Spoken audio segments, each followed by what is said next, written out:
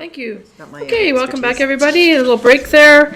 We are on item number 6, requests. We have none present today. We have no delegations at this meeting, no bylaws that need review after we did a marathon of them on Tuesday evening. Thank you, everybody. And so moving into recommendations from staff. Recommendation number 1 is regarding the Civic Center roof loading. Staff have learned that the roof on the city-owned Civic Center is not capable of safely supporting certain snow loads. This report is provided to council to provide an update on the matter and seek direction with regard to the current options as winter approaches. Now, I take it, Mr. Johnson, are you presenting or commenting on this in advance, or would you? Sorry, you're chewing on a carrot. My apologies. How about if we put a recommendation on the table and then we'll have some discussion and. Okay. Want to move? Sure. Move. So if you wouldn't, so it's been moved. There is a recommendation there, so it's been moved and it's been seconded by Councillor Page. Councillor Woodward, if you would read the recommendation and then we'll have some further discussion and. All right. Thank you, Mayor. The council directs staff to maintain normal access to the Civic Center for the winter of 2023-2024, subject to emergency closures due to pending snow accumulations and the structural limitations of the roof truss system, and further that council approves the risk mitigation plan for the Civic Center snow loading, and finally that the lease fees be waived for the user groups for December through April. Thank you. Okay, questions, councillors? Councillor Woodward as the mover, followed by Councillor Page. Yeah, so I was just wondering if the GM could go over for the public what the mitigation plan is on a kind of day-to-day basis, what it would look like as we moved into this winter. Yep, happy to. Thank you. Through the chair. So maybe I'll just start off with a preface for anyone listening that this is the Civic Center, not to be confused with the Civic Arena, so a separate building. And any closures of the Civic Center will basically not impact the Civic Arena, save for the opportunity to exit via the Civic Center up the stairs onto Vernon. That will be closed. So that will be the sort of single impact to any Civic Arena users. So this mitigation plan that is before you is a plan that was devised based on the findings of structural engineering reports that we had done, 2 independent assessments of the Civic building and primarily of the roof structure, which was initially identified by the first report that identified that the roof structure built in the mid-1930s does not meet current snow load capacity under the BC Building Code, and further that it was actually quite a bit less, and as such would potentially need to be closed under a certain amount of snow loads. Staff did seek out and receive a second structural engineering assessment to confirm the findings of the first, and in fact it came back, that assessment came back saying that one of the assumptions in the previous one was perhaps not entirely accurate, and the 2 engineering firms discussed it and came back with an overall recommendation to reduce the amount of snow required to close the building. So the mitigation plan is our method of creating a plan that staff will be able to follow to safely keep the building open. And when I say safely, it's important also to note that the roof structure is considered completely safe without any load on it. The issue comes when there's a certain amount of load on the roof, whereby the roof structure then gets stressed, and if it were to fail, would fail catastrophically due to its construction. So the mitigation plan itself involves staff monitoring it 24/7, 7 days a week, and includes thresholds for how much snow can accumulate before the facility is shut down. Also includes what monitoring will happen when, and as well as what happens after a shutdown as far as reassessment of the structure.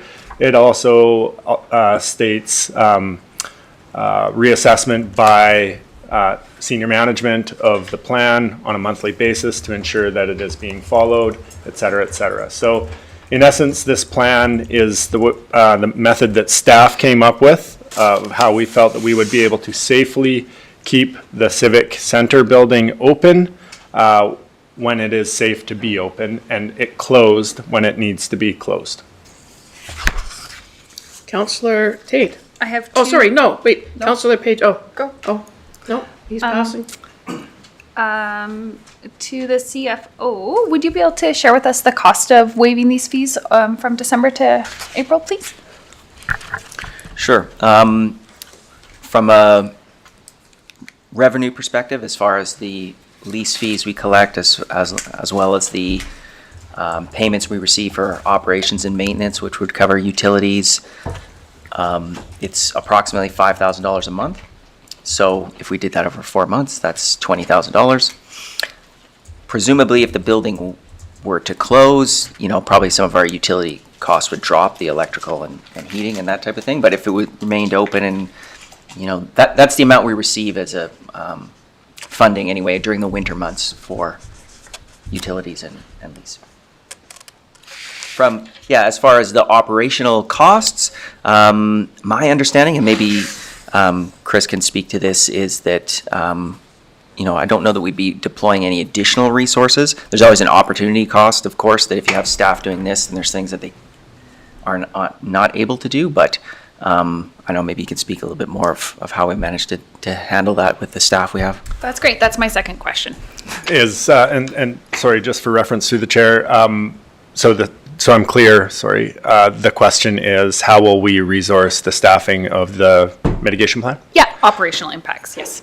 Thank you. You bet. So yeah, as Chris mentioned, relatively minor. This is a monitoring thing.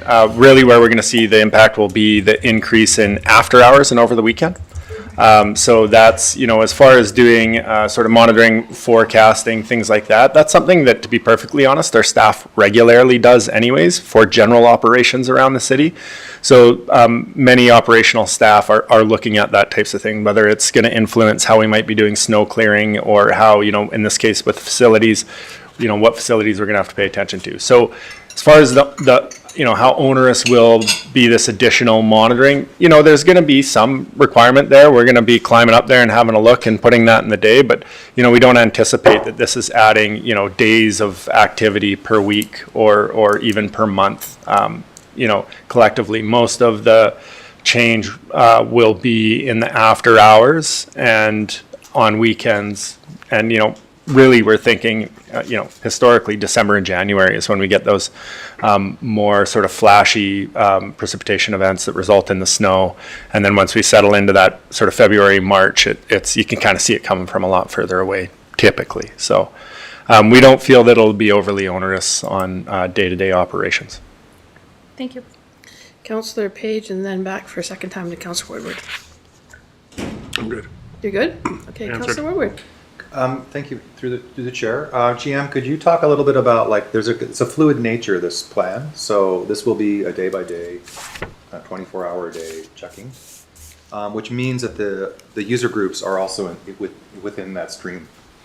Can you talk a little bit about, we're not going to be able to say, you're out, you have to leave now, and you can come back then, right? It is an open, fluid situation, is that correct? Yeah, that's correct. As we all know, the weather is difficult to predict. And so, yeah, with the user groups, we have met with them. When we got this most recent engineering report, we met with them. It was sort of the first thing we did when it was hot off the presses, just to give them the opportunity to, whether it's explore, an alternate site, talk to their insurance, just generally digest, the information that their, businesses or their, whatever they are operating there will be likely more impacted. As far as, the fluid nature of it, in the plan, we do have a good sort of call down list for when we do have to evacuate people. We will be, our priority in the plan and our, sort of first priority when it comes to the decision making will be life safety. So we'll be conservative on that. The user groups are aware of that. If we do have a closure, the user groups are also aware that in our most recent structural engineering report that we received back. Of course, they gave us a value for how much snow would be on there for closure, and then actually an additional value over and above that where a more rigorous structural engineering assessment would be made or be required. So the impact to the user groups of that is it's not just a closure for, say, 24 hours and then the snow melts down below the closure threshold and they're allowed back in. They understand that, well, there's going to be an engineer going in there and doing on-site inspection to make sure that that sort of that additional load hadn't impacted it structurally going forward and reduce that amount. Councillor Lockhart. I'm not sure if this is for Chris or Chris. Do you, either of you know about disaster mitigation funding? And maybe within the climate adaptation stream, given that probably our biggest risk is from like extreme snow events that might come out of nowhere, and we could tie to climate? Yeah, I'm rather familiar with, disaster financial assistance, I think is what you're referring to. So disaster financial assistance is a provincial program that is supported by the feds with a DFAA. I can't recall the acronym right now. But what that takes, and especially in that sort of climate perspective, is having an event that has had such an impact. So it's a scope and scale thing over an area that you could potentially apply for DFA assistance. So a good example would be when we had the big windstorm throughout Nelson. That would be a time when you might look to that and try to get DFA if that made sense. In the rural areas like around flooding and stuff, if you have catastrophic flooding and I use that term with intent, catastrophic to an individual or to a residence or to two or three, that's not a DFA-able event. But if you have large flooding throughout an entire valley and you impact hundreds or thousands, then that's typically when it gets into a DFA-able event. So if we had, in this case, I think you're talking about the application of the Civic, obviously. Yeah. In my mind, it would be very unlikely that we would be eligible for DFA if we had a snow event that exceeded our thresholds and we had a roof failure. Just to be clear, the one I'm looking at here, I don't think is DFA. There's a few that look like more just mitigation related to infrastructure. So it might qualify. So that's a grant as opposed to... That's what I'm thinking. A coverage, okay. Sorry. What you're looking at, we have grant funding that we believe will apply to this to be able to fix the roof structure already. I mean, we're always interested in looking for more, and we'll have a look at that and see the application of it. So please do send it over. Okay. Councillor Payne. I'm just interested, it talks about 2 video cameras, which I assume will need to be installed. They're not there at the moment. They are there at the moment. There. Yeah. Okay. We've been, in fact, interesting. running this program since November 1st, just to be working at it in case we had a snowfall in the absence of direction from council. So we are fully set up and functioning since November 1st. Great news. And does the city own a drone? Is that a tool that, I didn't notice it in the plan, is that a tool that would be useful in this situation? Yeah, I think Nelson Hydro has it. Okay. And I'm not sure how that. Yeah, we have access for like human access up to the roof. And the point of going up there is not only for visual inspections, but then also to make an assessment of the actual snow load and the makeup of the snow load. As we all know, -10 snow versus +3 snow is very different. So we feel like we have really good access. Drone, if it were more inaccessible, would be an opportunity, but between the camera and the human access that we have, we feel pretty confident. Right. And I did see something, I think it was in the engineering report, about a snow pillow, but we're not going to go that route now. It's interesting. So a snow pillow is a mechanism to weigh the column of snow above it to give you a more representative weight of the existing snow that's there. It's not a cheap method And That's there what I was are wondering. manual methods that would be more cost-effective and achieve the same result. Again, you know, the first priority here is life and safety. So we aren't necessarily, if we're getting near that threshold and it looks like we're either going to tip over it or we're so close that we're like, should we round down? Should we round up? We're always going to round up and hit the threshold as to be conservative. Perfect, thank you. Just interesting technology. Councillors, do you have any further questions regarding this plan? Councillor Sack Payne for the second time, and then Councillor Tate. I just wanted to, so I think I read in the letter, I just want to confirm that the tenants of that facility, when they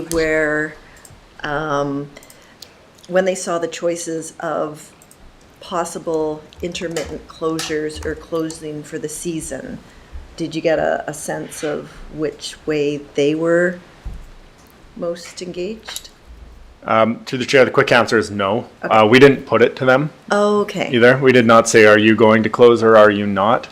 Well, which would be preferable to them from a business perspective is Yeah. what I'm trying to understand. Yeah, and to be honest, I don't think that they've, you know, certainly we just spoke, again, we just received this most recent structural engineering report days ago.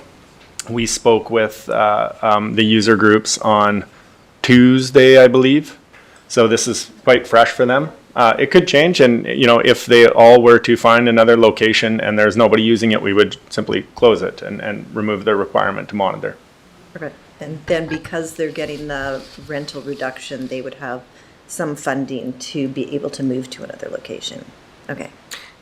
I've had a couple of conversations with some of the user groups. They've reached out to me just to ask the question on what would happen if, their concern was more if we had to leave, would we still be required to pay our lease and payments when we're not there?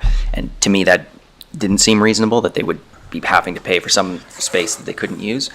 But at least one of the groups was sort of proactively looking at other options for how they would kind of work through that January, February period. So they're all kind of looking at those things. But I think they would like some clarity on what would happen to, you know, what payments they would be required to make kind of over that season. Okay. Thank you. And just, yeah, so we could remain open and tenants could choose to leave.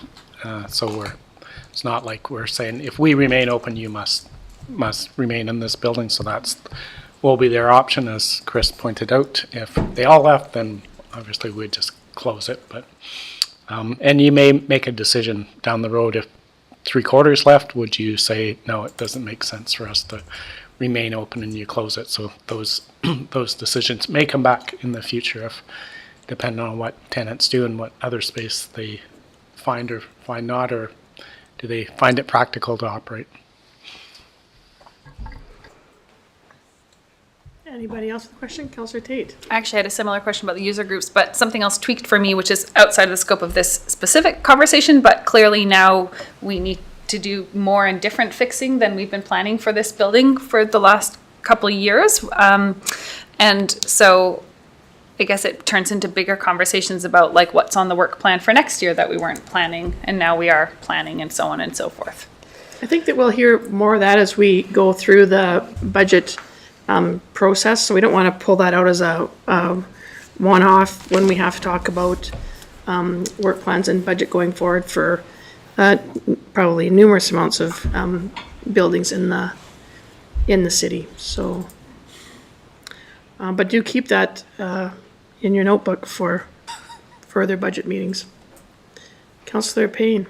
Just hopefully one quick thing. We don't have any historical monitoring of the snow load on that roof. Is that correct?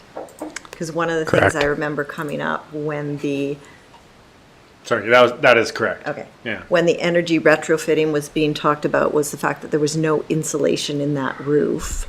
I just know that walking through my neighborhood, I know who has insulation in their ceiling because the snow melts or doesn't melt. It doesn't. Are you suggesting we crank the furnace?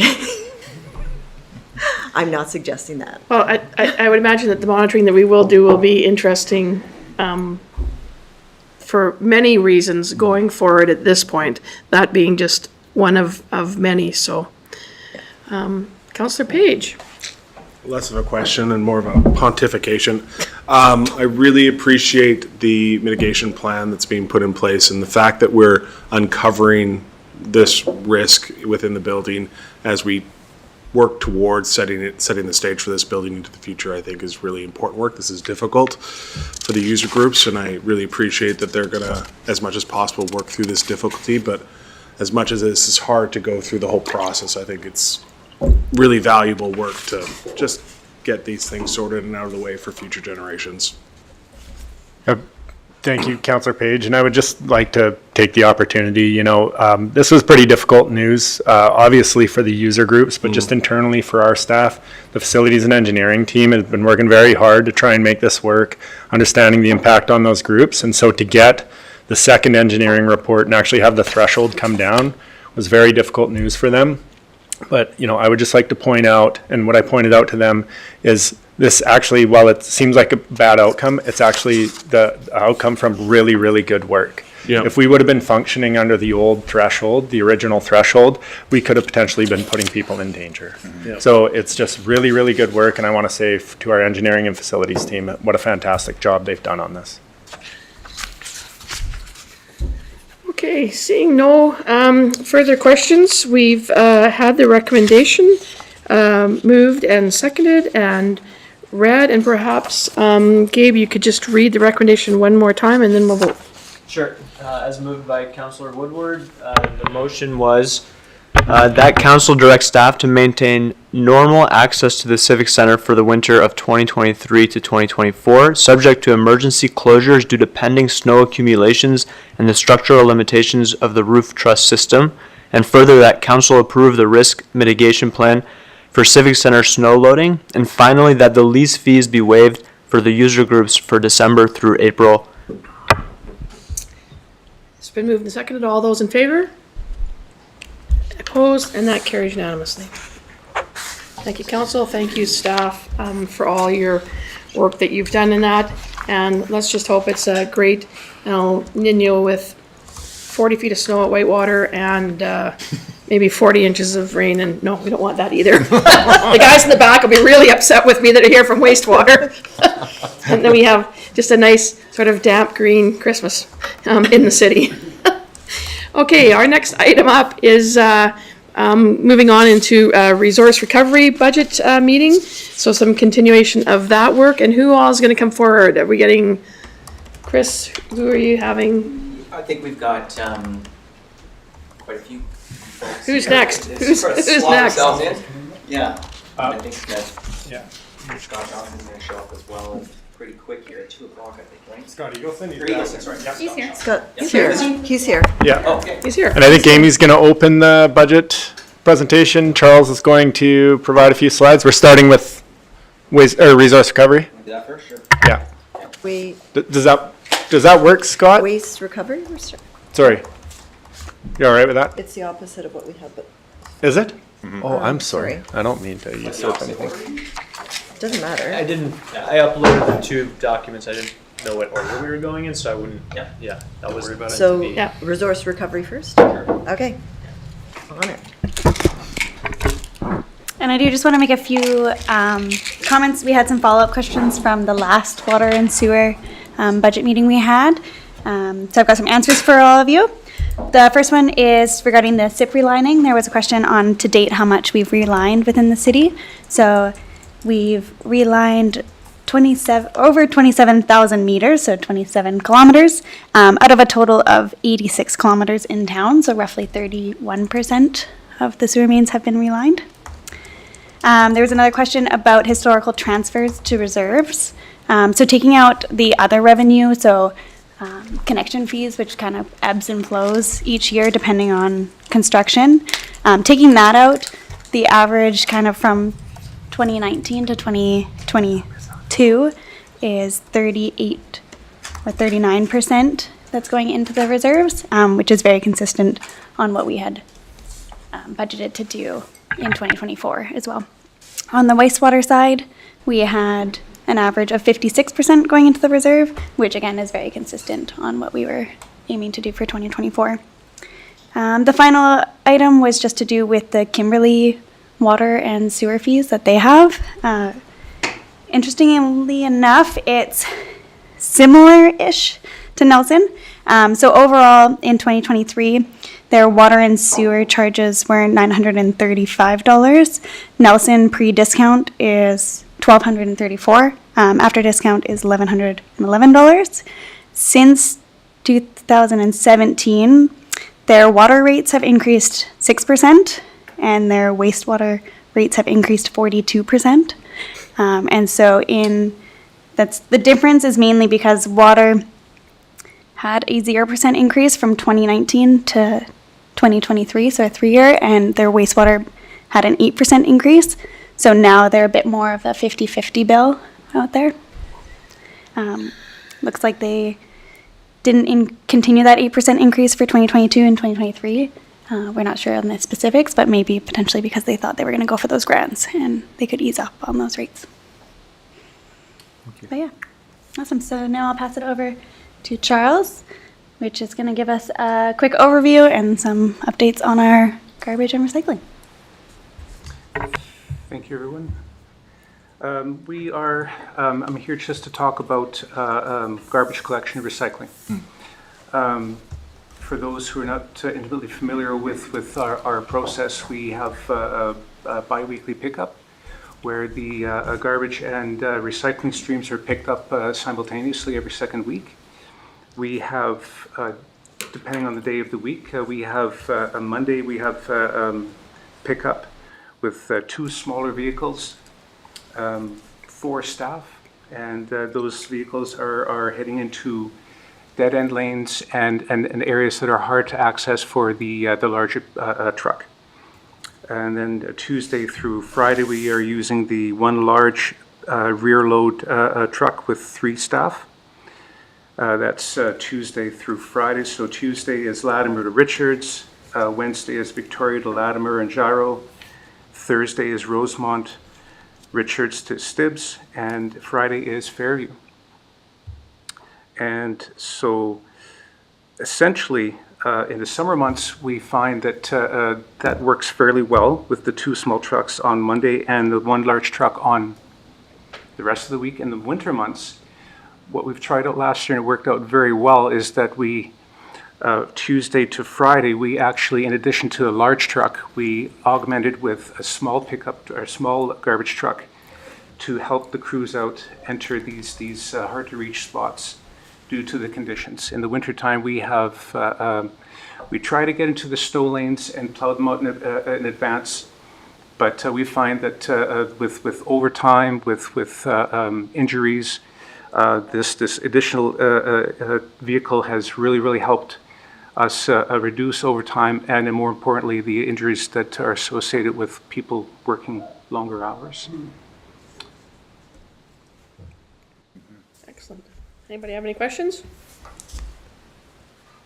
Can I just maybe ask one, Madam Mayor? Sure. What are you guys seeing in trends in terms of waste reduction? People, the recycling versus what people are still putting in their waste bins. The positive news is that recycling has been very successful. And so that as far as waste diversion, that's been very successful. However, that's also created a little bit of problem for our team because recycling is much more difficult to collect, especially since we've moved away from collecting recycling in bags. Now it's loose in cans, and so it's taking the crews longer to go to a can, walk back to a truck, empty it, and then take the can back again, as opposed to just tossing the bag. That's posed challenges, but overall, I'd say that what we're seeing as far as recycling stream versus garbage stream, garbage is definitely significantly reduced. And now with the organics program kicking in, we are very hopeful that this will reduce even further. I think it's important to mention that it wasn't the city's decision to have to go to using the blue garbage Not at all. cans. So No, not at all. just want to make that quite clear, because that'll be the next thing is like, well, then why do we get these cans if it's making life more difficult? It's unfortunate to hear that, but yeah, the other day when that windstorm came on, my day is Wednesday for garbage, and I drove out of the driveway and I looked up the hill and there was a blue can there and a lid there and there was some logic to having the bags for recycling, but it's not the provincial mandate to have to use the cans for curbside pickup, so just want to make that clear. Thanks. Councillor Payne has a question, and Councillor Page to follow. I do have a quick question. I've only been in Nelson for 11 years. I'm wondering when the city went to bi-weekly, because that's all that I can remember, and why. Because we do have some people asking us now in certain seasons to go weekly. I'm just interested in the historical perspective on that. Is that? I believe it was 2004 that the city went to a bi-weekly pickup. Thank you.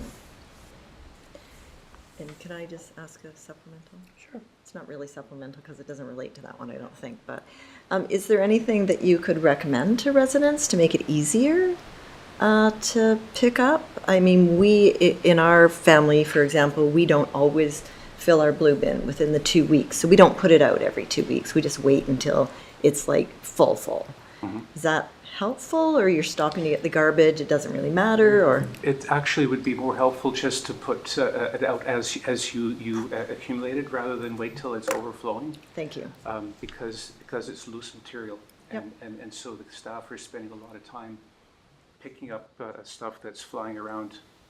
Okay, Absolutely. great to know. Thank you very much. And That's helpful. sorry, if I could provide a bit of context to that, Charles made reference to it a couple of times, but I think it's an important point to make, is that the routes that our folks are doing to pick everything up, it's tight. Like timing wise, they got to really hustle through that. So I appreciate Charles speaking to the efficiencies, and when you lose efficiencies, it does have a knock-on effect on their routes. So if you ever notice them out there, appreciate the speed at which they're working, because they have to get through their route kind of no matter what, right? So I just wanted to make that point, that it is very well proportioned, I guess, in that regard, that they're moving quickly and very efficiently to get it done.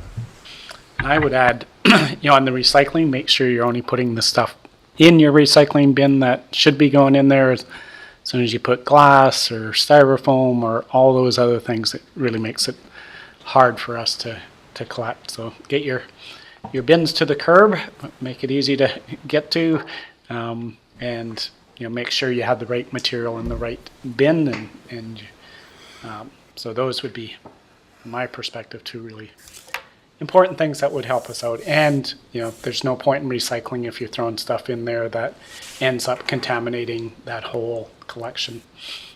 I would just like to say to that compliance has improved with recycling as far as contaminants. We do have a form that the staff will fill out and place on the can, explaining why something hasn't been picked up, whether it's because it's plastics, soft plastics or glass. So that actually has improved as far as the number of, we call them pink slips. They're essentially complaints from people that call and say, why wasn't it picked up? Well, it's usually listed on the little sticker that's placed on the can. Councillor Page. Thank you.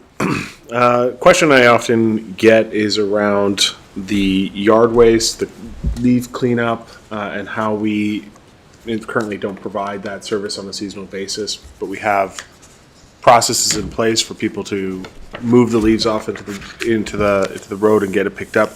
Have we ever costed out what a yard pickup might look like in the seasons? I don't believe I have that information. I can certainly look into that and get back to you on that. Yeah.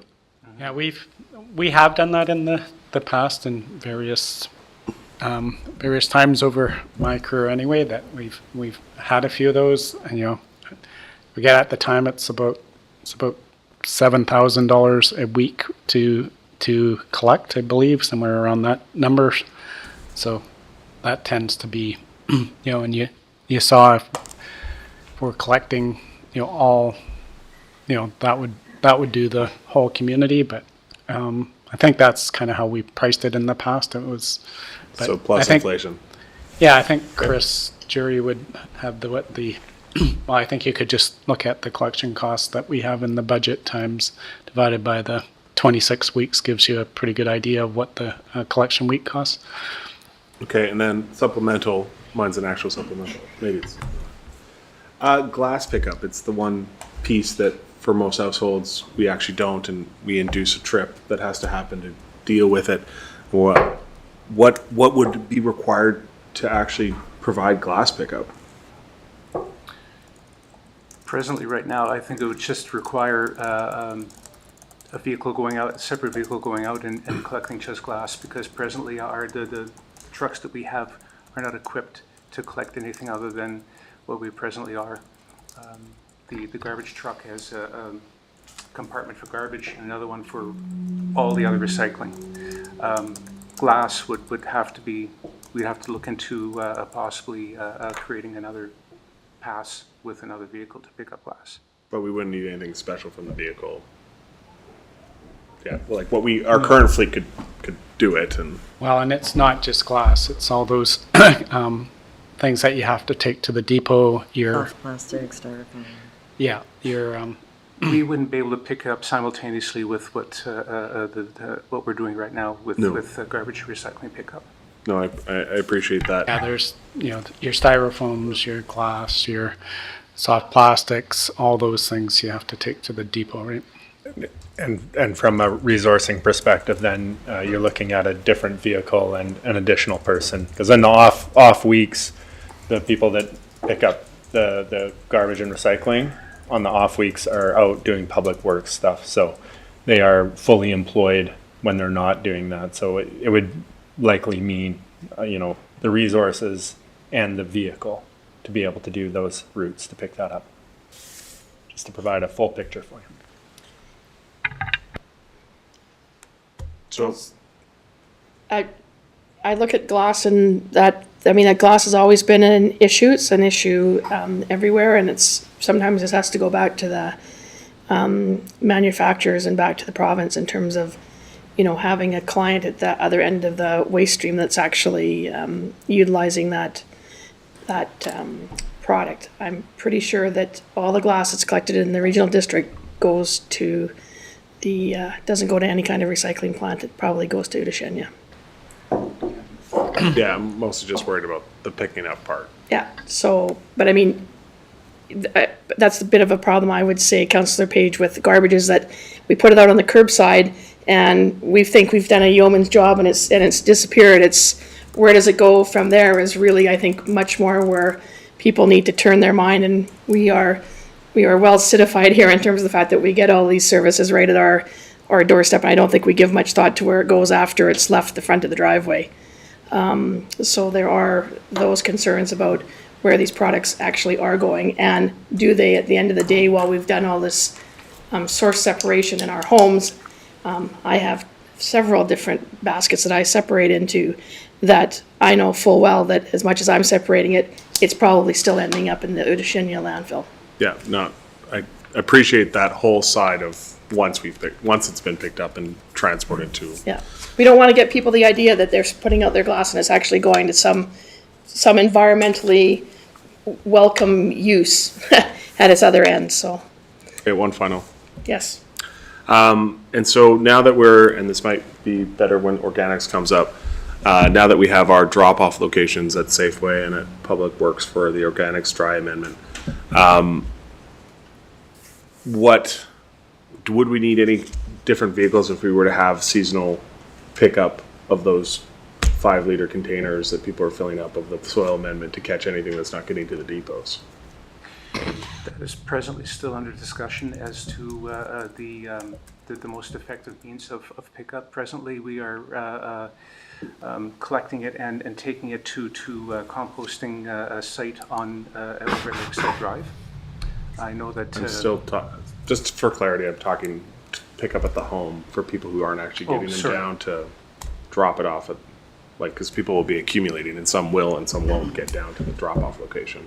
Mm-hmm. So does our existing vehicles that we have, would that allow, a seasonal pickup to catch anything that's not making it to the depot? Or would we have to retrofit anything? I believe that there's some retrofitting that would be required. Okay. Thank you. That's it. They're paying.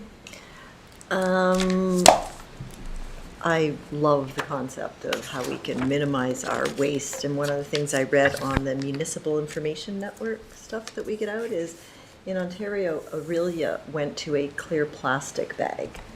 So it was very obvious to see if they were complying with the guidelines that we have. Is that anything that has ever been considered? Would it impact your operations in any way, or would it be like the recycling where you could put a pink tag on the side of it if they'd? I'll answer the first question. Thank you. Because yes, part of going to organics is, how do we ensure that your waste stream doesn't still have organics in it? And, our initial approach is hoping people do the right thing and not keep putting organics in the waste stream when they have an option not to. You can use it in your own property without a food cycler, but ultimately, if council wants to achieve the diversion which is your current goal, then you might have to have a clear bag to ensure that people aren't still putting, choose not to, use the food cycler, choose not to take it to the transfer station, choose not to use it in their own gardens and try to just leave it in the waste stream. So ultimately, if we're not getting that compliance that we're hoping for, I think you're really forced into a clear bag to ensure, whether it's recycling or organics are not in the waste stream. Follow up? So when you say we're forced into it, there's no reason that we couldn't implement it sooner than that. What would be the negative of implementing There has been pushback against clear bags in communities. non-complying? Oh, For privacy. Yeah, so they do normally come with a, you are allowed a privacy bag for certain products as part of that, but Councillor Tate is right that people push back on that privacy thing. Should our workers or people on the street see everything that you put in your waste? We think with recycling, there should be very little that's left in your waste stream between that and organics, but it's quite right. There's a number of communities. I don't know what the experience on Aurelia is, but there's definitely been pushback in other communities when clear bags have been introduced. thank you. Just interested. Okay, seeing any other further questions around garbage pickup? Somebody Somebody has a question. has a question, they're phoning in. Okay. Can I just say, I just did a Google search. Aurelia reports 38% reduction in trash after first year of clear bags. Wow. That's an impressive result. Yeah. And it also keeps recycling out of the trash bag too, because there are some people that I feel are not completely Well, that's probably the compliant. bigger part, is keeping the recycling, because I don't think that, does Aurelia also have An organics pickup? organic pickup? I don't think they that wasn't- do. I think it's just about getting their recycling out of the waste stream. But And- however we're reducing it, 38%, can you imagine if you got to pick up 38% less? Yeah, well, I've seen when we used to have the blue bags driving down the street that somebody would have a whole bag of beer cans going to recycling. Well, yeah, they're recyclable, but those beer cans should have been going to the Maple Leaf Depot, and they got the sticker on them to say, like, this isn't really truly recycling. We're not taking these because it's not recycling. It should be But we going. don't take refundables? Which Somewhere brings else. up an equity piece, though, because not everyone can get Well, there. I So know. Yeah. I think we need to just be careful about Yep. ensuring For that sure. people can 100%. get to the places. Back to you guys. So this next slide is on bear-proof bins. So recently converted sites were essentially all the parks in the city. It started off in the cemetery where we had some incidences with neighborhood bears hitting the cans. We were fairly successful in getting started in previous years, and this past year we installed an additional 31 bear-proof bins around town. Lakeside Park, Sports Field, and Dog Walk. We are a little short. We've placed an order of 3 more for the cemetery and an additional 3 for future use. It's been a very successful program. The number of calls that we've received from public has dramatically reduced, which is good news because it's less interaction with the resident bears. Councillor Woodward. Thank you. Through the chair.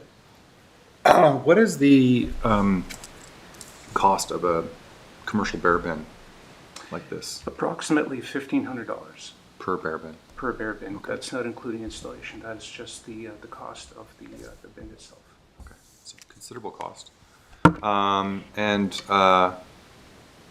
Is it considerable cost over just a regular garbage can that you get, like a city garbage can? Absolutely. So It's a significant difference in price. Okay. Yeah. But for a town like ours, it seems like Well- pretty good cost but benefit for the bears. I think that long term we're going to see because of the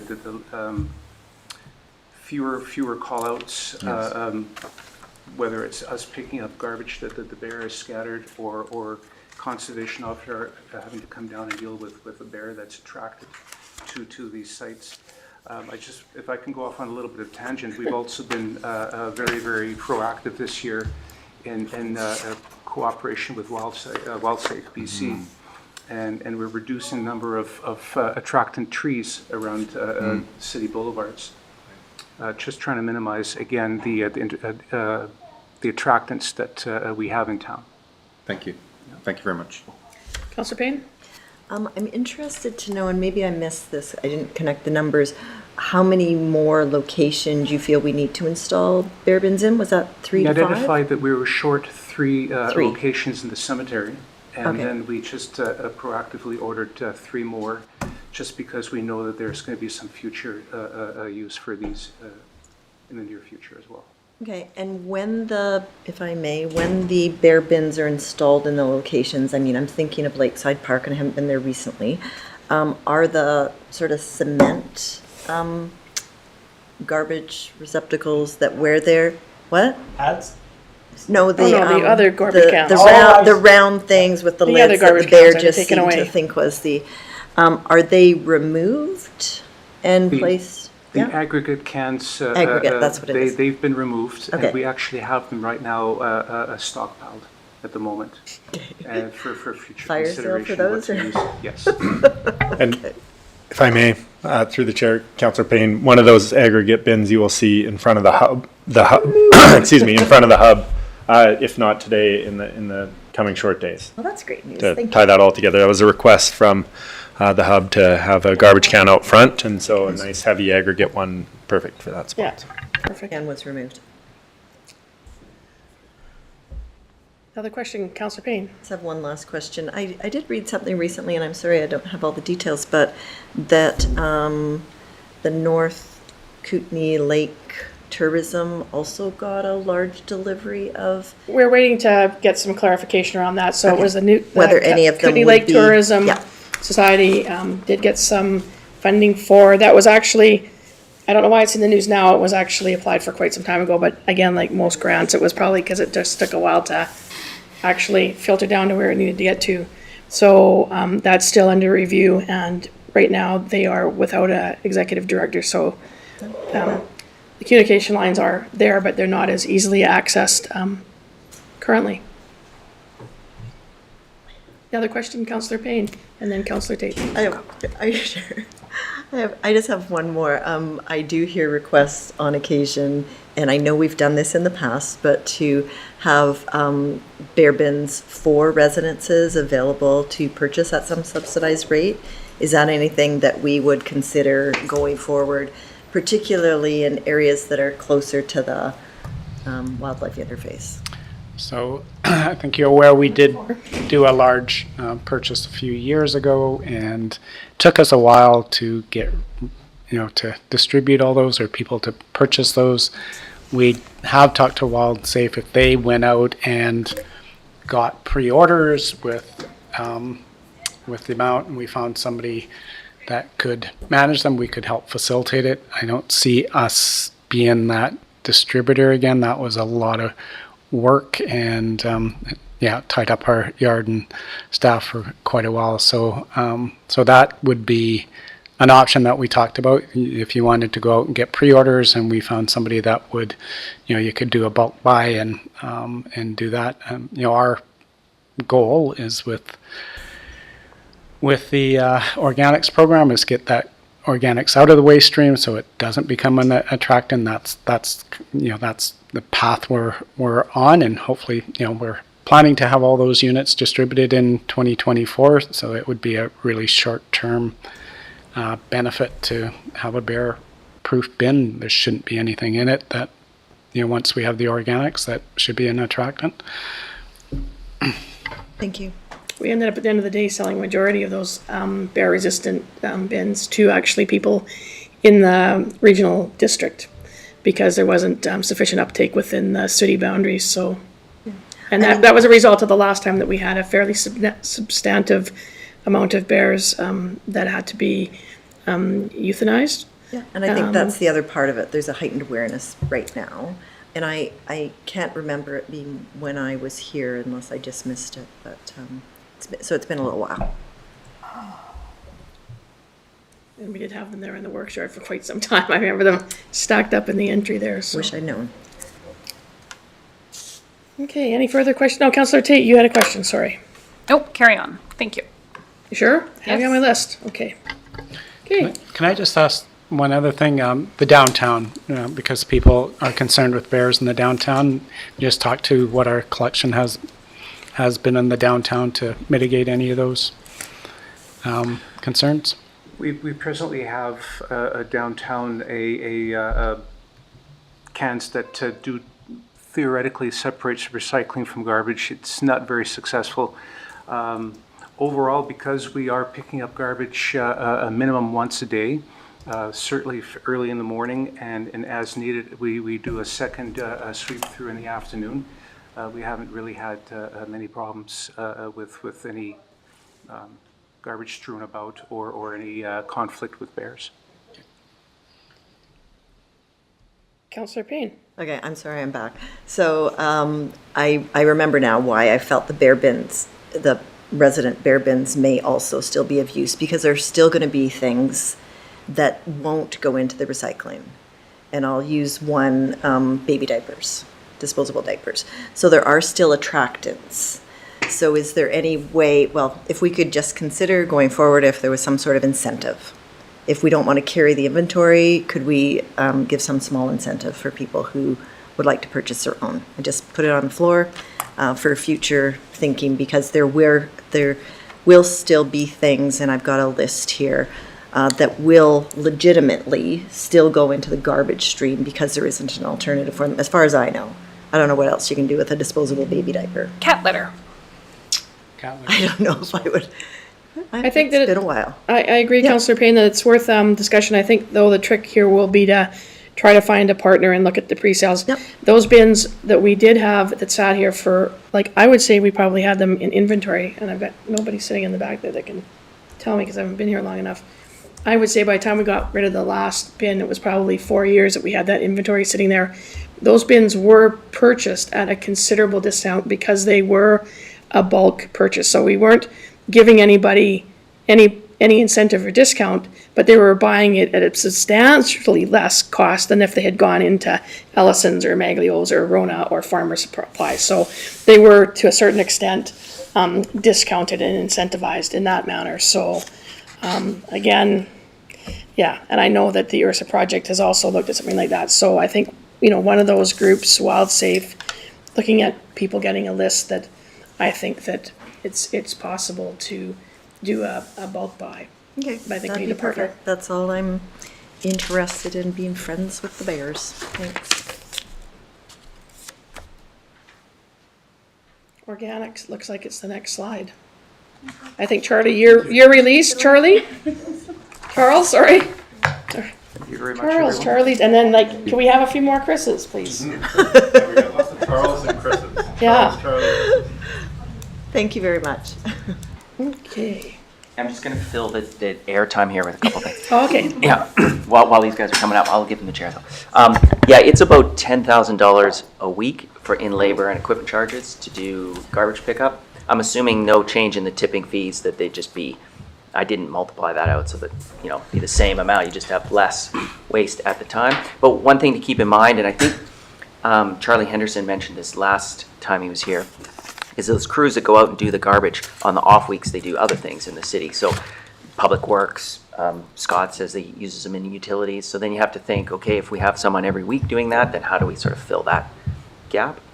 And then on the bare bins, I do recall, as someone who was doing the year end each year, there was at least a couple years that we had that in inventory that I needed to figure out what the value of that was.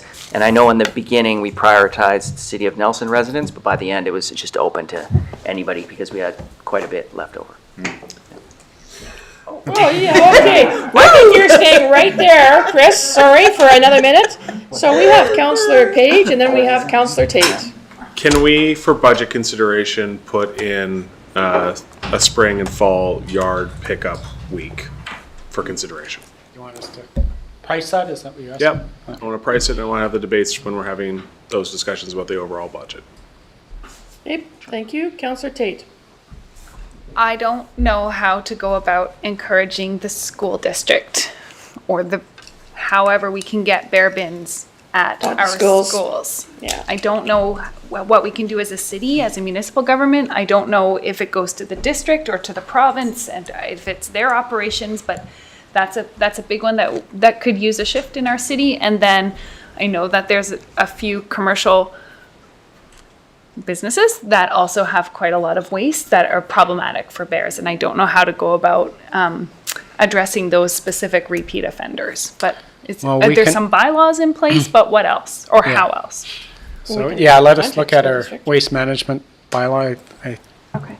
assume it applies to them as well. We can't technically regulate a higher level of government, which they are, but generally unless they push back that say we can't regulate them, we do anyway. So we can look at that. I assume we can reach out to our Wild Safe coordinator and find out, is she working with schools to do that? You would think students, parent peer pressure might be a good motivator for schools to, contact the PACs and get them to push their school district to do the right things. I'm sure they don't want to see bears killed in school grounds or other places as well. So, Can we not?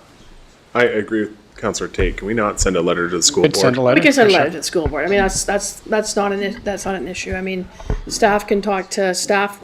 Surprisingly, actually, when we had the food cycler release, there was 2 or 3 people there that were attached to the school district that were scratching their heads around their waste issues. So, I mean, we can ask. It seems to me that I drive by the high school there, and their garbage can always seems to be an overflow at the smoking pit. So yeah, some improvements have to be made there. Can I make that motion that we send a letter and potentially even see if there's an opportunity for our crews to help within the school? Not within the school, but if for doing that pickup, it could be a contracted service if they're not able to keep up with it. I don't know the context of how we want to approach the letter, but I want to send a letter at this point after this conversation. That's fine. We don't have to pass a resolution for that. You've given instruction to the staff, and we can have the letter can come back to us at a future meeting or in our correspondence package. So we don't do commercial We collection. don't do commercial collection, so we wouldn't be picking up for the schools, so. Well, not the bins, not the big bins. Anyway, letter, send. please. Letter, good. Thank you. Yay. Thank you. Okay. Over to you. Thank you. Thank you everyone for your time. So today we're going to give you a timeline of the project and an overall sense of how things are going, discuss campaign efforts and preliminary data, and how this program is giving us valuable insight. Just for the public at large, would Yep, it be sorry. okay for you to introduce Carmen. yourself? We know who you are, and we're so happy to see you here today. But if you could just introduce yourself for anyone who Yeah. isn't My apologies. familiar, and your and your Sure. positions so that Carmen, everyone's clear. Carmen Proctor and Emily Mask, I should have introduced you. Sorry, my From fault. the worries. climate. Yeah. I'm the climate team. I'm And happy to be leaders here. of the food cycling program. Yes, I'm the Climate and Energy Manager, and with me today is Emily Mask, our Climate Programs Coordinator, and we are leading the Organics Diversion Program, which is actually referred to as a pre-treatment organics program. Okay, so I'm just going to go through an overview of where we've come and what we've done so far. In 2022, we secured funding for this program based on our pilot project. We created an RFP, which gave everyone an equal opportunity to submit to produce these appliances. Food Cycler Science was awarded the bid. We created our purchase agreement, and we received and stored our food cyclers, 1,600 of them. And in 2023, we created a bylaw amendment. We created a system and a program that determined all the logistics of how to get these appliances into homes. We created a carbon refill station. We designed our drop-off locations. We created our education material, and we begun disbursement. We first dispersed to our early adopters group, so that was Keene residents that put their hands up and said, I want to try this new approach. And then we started into our pilot neighborhood, which leads us to where we are today. In 2024, once our distribution is wrapped up, we will start our evaluation and program management. So our evaluation is being conducted by a third party, our waste management consultants. We've set up various measures to determine the success of the program, and we are excited to see the results. And that will determine the second opportunity to purchase more food cyclers and equip the whole city. So in our pilot neighborhood, we have 3 phases. The first phase was our easy to reach group. It was the residents that put their hands up and said, I would like to try this. They were the people looking for a solution. And then shortly after, we had our launch event. Once our Fairview residents were, also a part of our early adopters group, because plenty of them wanted to try this solution. We had our launch event in October, and that really kicked off our phase 2, where we reached out to residents and asked them to participate. And we phased up our efforts to make sure everyone knows that they're eligible for one of these. And in phase 3, we've also started door-to-door. In our first phase, we're mostly doing orientations, where people come and picked up their food cycler. We're doing drop-in sessions starting in phase 2, where people come to the curling club, pick up their food cyclers, and we set them on their way. And now we're doing door-to-door, which is an opportunity to connect, figure out what people's interests are, and get them their food cyclers. We also have a drop-off accessibility option. In phase 3, we'll determine where the sticking points are with some residents, and phase up our efforts to encourage and give people all the resources they need to make the decision to get their food cycler or not. And then we'll begin our evaluation once that's completed towards the end of the year. Yeah, and during those phases, we'll still be offering drop-in sessions, we'll still be offering events, but we have shifted to really target, we know who has a food cycler in Fairview, and so we're really, moving and shifting to a targeted approach to get those last, people that haven't signed up yet. Councillor Payne has a question. I'm just very intrigued about the carbon refill dispenser. What is that? Yeah, so the carbon Sorry, did I jump ahead, Emily, on you? No, that's okay. Carbon is basically used to neutralize odor. It doesn't have any other purpose, but so while it's running in your home, you don't smell anything. Okay. And to reduce barriers to participation, we have a free refill station. Got it, thank you. It's Just noticed located at that. Safeway. So as we phase up our efforts, here are some of the examples that we, of the tactics we're employing to get the communications out to our residents that they are eligible for the program. So that's our door knocker on the right. That when we're going to door, we have been using a pamphlet, but we're starting to use our door knocker, which gives people information on how to register. Some of the benefits to the program, and it's just an opportunity to connect with us too. we were looking forward to engaging. It's a really unique opportunity to be able to see where people are at and, just create the communication lines between us. And on the left are our garbage bin tags. So on collection day, we're going to tag our bins and say, you have access to a food cycler. Organics doesn't belong in the waste stream. Just some careful messaging about how the solutions that we are providing could answer some of the issues, struggles that people have with managing their own waste. So this came out a couple of weeks ago. We did a direct mail campaign to all Fairview residents in the Friday collection route. So basically this is a Dear Resident letter saying, we've selected your home to participate in the program. We're excited to have you on board. What are the benefits? Why do this in the first place? And we had a significant uptake. I'd say it was in the 20 average, it's about 20 new registrants per day for about a 2-week period. Since that happened a couple of weeks ago, we've seen that taper off a little bit. So we're going to try something new. Yeah, we definitely are trying all approaches, and we're encouraging people when we do see them and give them their food cycler to, reach out to those friends, families, neighbors that live in the Fairview neighborhood, because we do believe that word of mouth and that credibility, that people that and they like what they're doing, they like using the food cycler to, it's easier to trust someone that's actually using it than, hear it on the radio or, maybe receive a piece of mail when you don't know anything about it. In fact, we've seen some recent activity on social media, and somebody asked for a review, and there's over 100 comments, and I would say that, 98 to 99% is really positive. And I would say some of the negative comments on there because people don't have one and want one and wonder when they can get one, and if they live out of town, how can they get one? And so, there's definitely interest there, and I think it's going to be that type of, notoriety in the city among people that people know. Councillor Lockenberg has a question, followed by Councillor Tate. Thank you for that. So one of the criticisms we've been hearing, and I'm on social media as well, is the breakage. And can you explain why, since the city owns these devices, why when somebody brings their device in, you just don't swap it out immediately and give them a new one? Well, actually, we are, because this is a pilot, we are trying a lot of different approaches, and we're refining things as we go along to see what works best.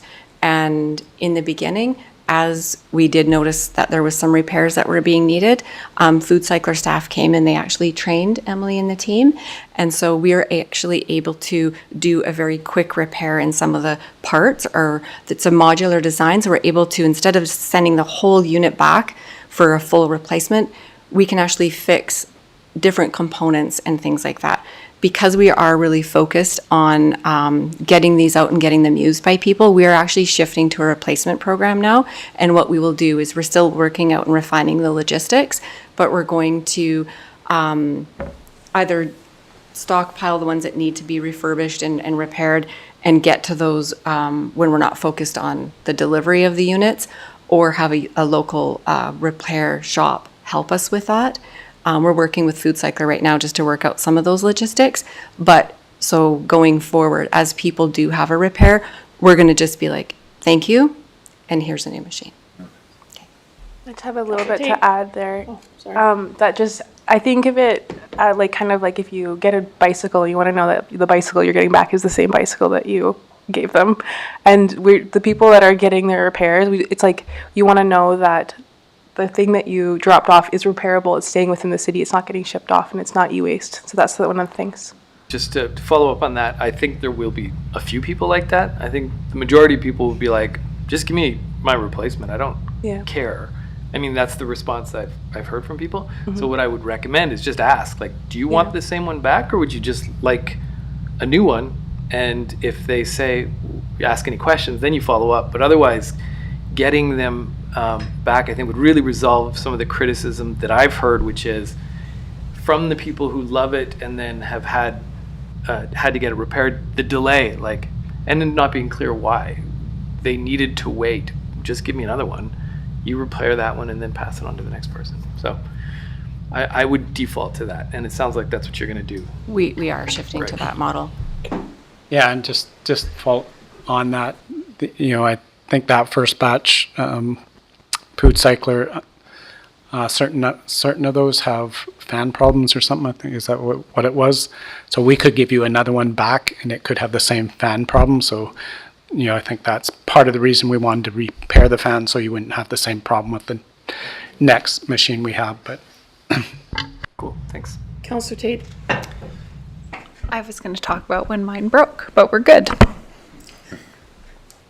Okay, keep going, you guys. Back to you, Carmen and Emily. So this is just a stat on where we're at today. This stat, I think, was taken from Friday, so they're a little bit more in circulation now. So we have just over 1,000 units distributed now, about half and half to our early adopter group and to Fairview residents. And then there's people in the queue just waiting to pick up, getting their schedules, figuring out how we're going to get it to the people. So these are the units that we've distributed to date. We have about 500 and change to go yet. Yeah. Oh, another thing, that just 1,000 units distributed is also 1,000 contact points with our residents. So that's not just I gave them their food cycler and I said goodbye. It's answering their questions, giving them follow-up materials, making sure that they've read all of the got all the support that they needed. So it's a really excellent touch point with everyone. So these are some of the preliminary stats that we've received about the program. So this is October 2022 compared to October 2023. So we have about 2,600 kilogram waste reduction from last year. And so at the beginning of October, I'd say I think it was 300 units were dispersed into Fairview, or maybe it was more like 400. But that's significant for and throughout the month there was people onboarding, and that's when our launch really began. So these initial results are looking amazing, and that is likely waste that is being taken out of the waste stream, or organics that's being removed from the waste stream. We'll continue to take notes of this stat specifically for Fairview, but then also comparing it to the citywide waste profile, just to see if there's any trends across the city, because we also have those 500 units out for early adopters, and just see if what's going on out there. This is just one of the examples of one of the stats that we can use for our evaluation, and we'll continue to do so. And in a deeper, we'll look at it a little closer when it comes to that stage. Yeah, and aside from this, sorry, Kevin, did you have a point? I just wanted to remind council that's why we picked a collection neighborhood, because we had those stats from previous years, so we could, without having to do audits, etc., we could at least get good trends from what we're seeing with collection. What was that collection looking like before the food cyclers? What does it look like afterwards? And it's not the only measure, but it's a good indication what's happening. Yeah, and I just wanted to say, as we wrap up, and then we'll entertain all of the questions that you guys may have. Aside from this type of data and measures that we're going to be using to evaluate the program, we're also getting really good and valuable insights, such as what are the successful ways of reaching residents? What are the barriers to reaching residents? And what are the barriers that the residents are having participating in programs like this? That's valuable insight that we can share with other communities, and we can also use that and apply that to all of our other programs here in the city, and also climate initiatives in general. Mr. Payne, you have a question? I'm just interested if we could get some waste disposal statistics going back a little further, so we can see if there's an overall trend downward. Is that difficult to do? I don't want to take up a lot of time doing that. Will be included in the overall evaluated report, the report that's going to come out from the overall evaluation of the program. Yeah, they're going to be looking at when the third party. Okay. Yeah, no, we pay tipping fees, and we collect by neighborhood. So we have the stats going back for a long time, ever since we've collected those materials. Yeah, I we think this can- is sort of 2 data points, but I think for it to be meaningful to see a trend, no, I'd we- like to see it back a little further. Does that seem realistic? Yep, we'd have that. I don't have a slide on it, but I did look at that, sort of see how it was Okay. historically. Yeah. So our tipping fees have gone up in the last 5 years, 40%, but our tipping costs have gone up about 50%. And I did look at the tonnage, and we were pretty flat for a period of time. And then in 2020, and I like to blame everything on COVID, but it's You go. true, we had a pretty significant spike in the volume of trash that was being thrown away. And I think I was just double checking with Charles back here, and anecdotally, he kind of recalls the same sort of thing, but it's just people being home more frequently, So working less from commercial home. garbage, more residential Totally. garbage. Yeah, maybe not eating out as much and Yep. eating at home, so it kind of spiked up. So it's really nice to see that maybe we're, getting back into something that, could be an impact from food cyclers, of course, but maybe folks going out a little bit Yeah, more. or as maybe well, just too. greater awareness in Yeah, the for climate environment in Yeah. general. So all combined. There's a Yeah. few different factors. That's what I'm trying to Soft understand. plastics. The soft plastics The would be a soft plastics was a factor, big yeah. one. Yeah. There's also a reason, I mean, just because I've talked to 1,000 people now, Yeah. there's a good reason to think that actually more organics is ending up in our waste stream because of bear awareness, and less people are actually backyard composting because they know that they're contributing to a problem. I can't, there's no statistic behind that, but those are the kind of little notes that we're going to add into the evaluation. Well, I could speak to that. So because I have a food cycler and I was composting, so I'm not putting less food waste into my garbage, but I am definitely having less animals in my yard, skunks and raccoons and all that. Yep. Great. That's great. Any further questions, councillors? Councillor Woodward? Yeah, just one comment. So our family was the original machine, and then we now have the newer machine, and the difference is just massive in terms of operations. It's great. And then I did the carbon refill, which was so easy, just while I was shopping at Safeway. Got that the carbon I needed. So I have to say it's a very smooth operation I've experienced personally.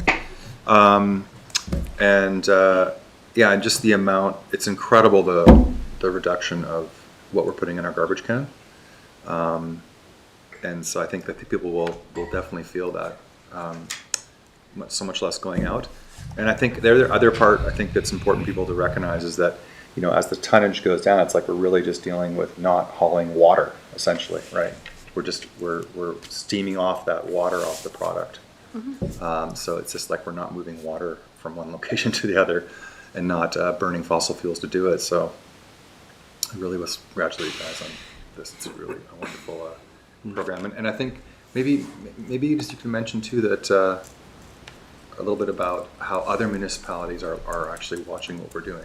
Is that correct? That we're a trial base, and other municipalities across Canada are actually in talks with Food Cycler, depending on how we do. Is that correct? Yeah, definitely. There's over 100 municipalities who are, have conducted their pilot projects but are looking to scale up their programs that are paying very close attention to how we do with this program and would like to employ similar techniques. Great. Yeah. Thank you for your work. Thank you. Yep, Councillor Pinero. So, I had a fairly adversarial relationship with my food cycler, I would say. Adversarial. And part of it is definitely my fault. I don't get technology super well, but it only has one button. So I figure only so much of it can be taken on by me. And but I'm just kind of wondering what the lifespan of one of these things is, or maybe we don't know that yet. Is that part of is this part of the experiment as to how many food cyclers can I expect to break in my lifetime, and then at what point does the number of it's a bigger conversation, but how many food cyclers end up in the dump?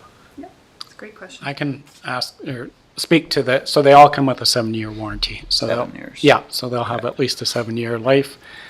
They've designed all to be recycled, so none of them should end up in the dump. All components are recyclable. Part of our program is, that was part of the evaluation, that the proponent had to have a life cycle plan for these, so all of that was taken into consideration. So our hope is that maybe they'll last longer than 7 years, but that's the warranty, and that was important for us to ensure that, and council at the time that it was approved, that they weren't going to just end up either, that they had a short life cycle or would end up in the dump, not be fully recycled. And I just want to add to that, one of the considerations we had when we were first looking at this was the bare bins that these would be replacing, and the amount of plastic and waste was much higher in cost, much higher than you would expect.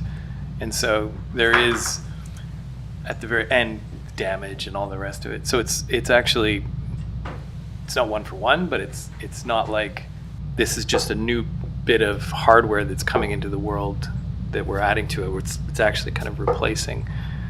It's not as black and white as just having another appliance to throw away. That's right. It's replacing something that would have had to have been dealt with as well. And those things have lifespans too.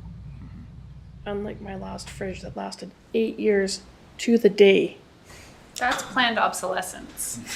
I'm sort of thinking, maybe I'll get more food cyclers. Maybe I can turn them into some kind of storage unit and I won't buy a fridge next time around. Okay. Any further comments or questions? I think everybody's had a chance. Okay. Thank you. Thank you.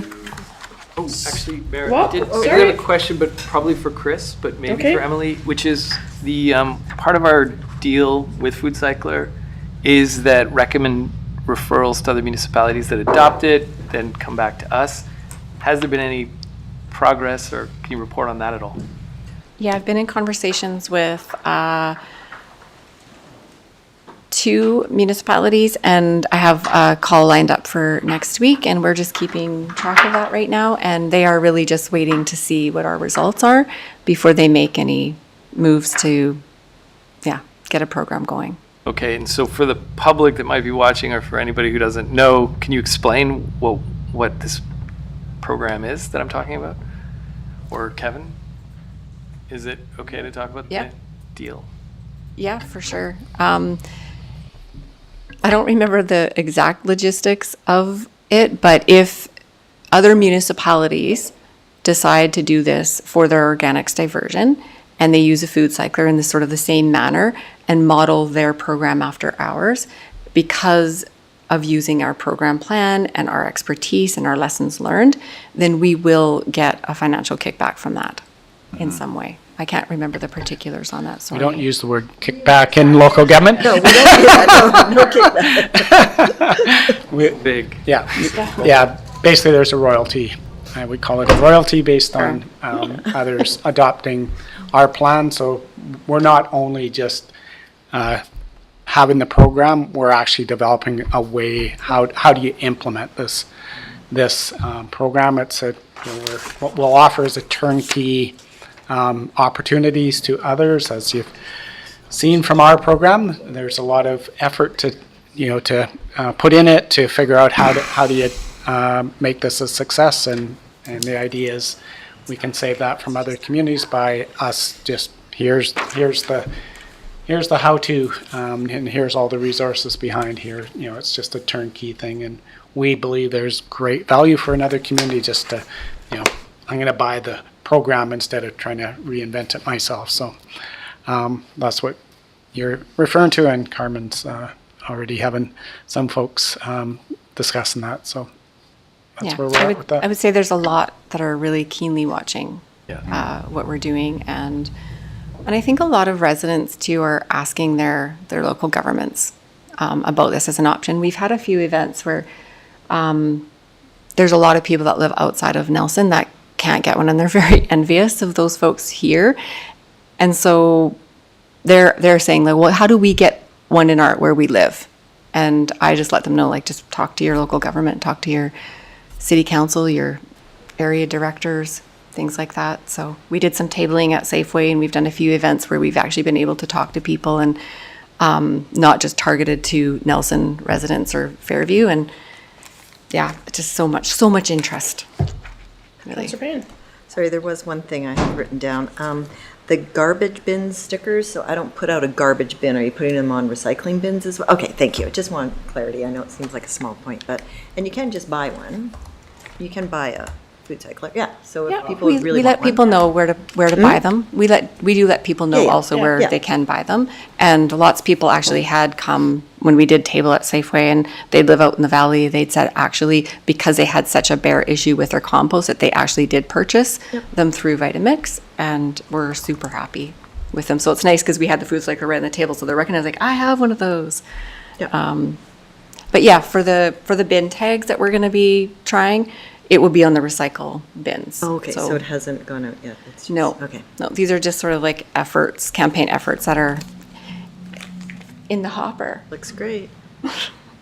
And the closing point on this, as Carmen mentioned, the chance to interact with our residents one-on-one and understand what their barriers are, not just, why don't you embrace new things that are going to reduce GHGs and all those sorts of things. So just, that's invaluable in my mind, is just having that, knowledge of our community, and it'll just make it so much easier for future programs that we really understand. We build trust with folks as well.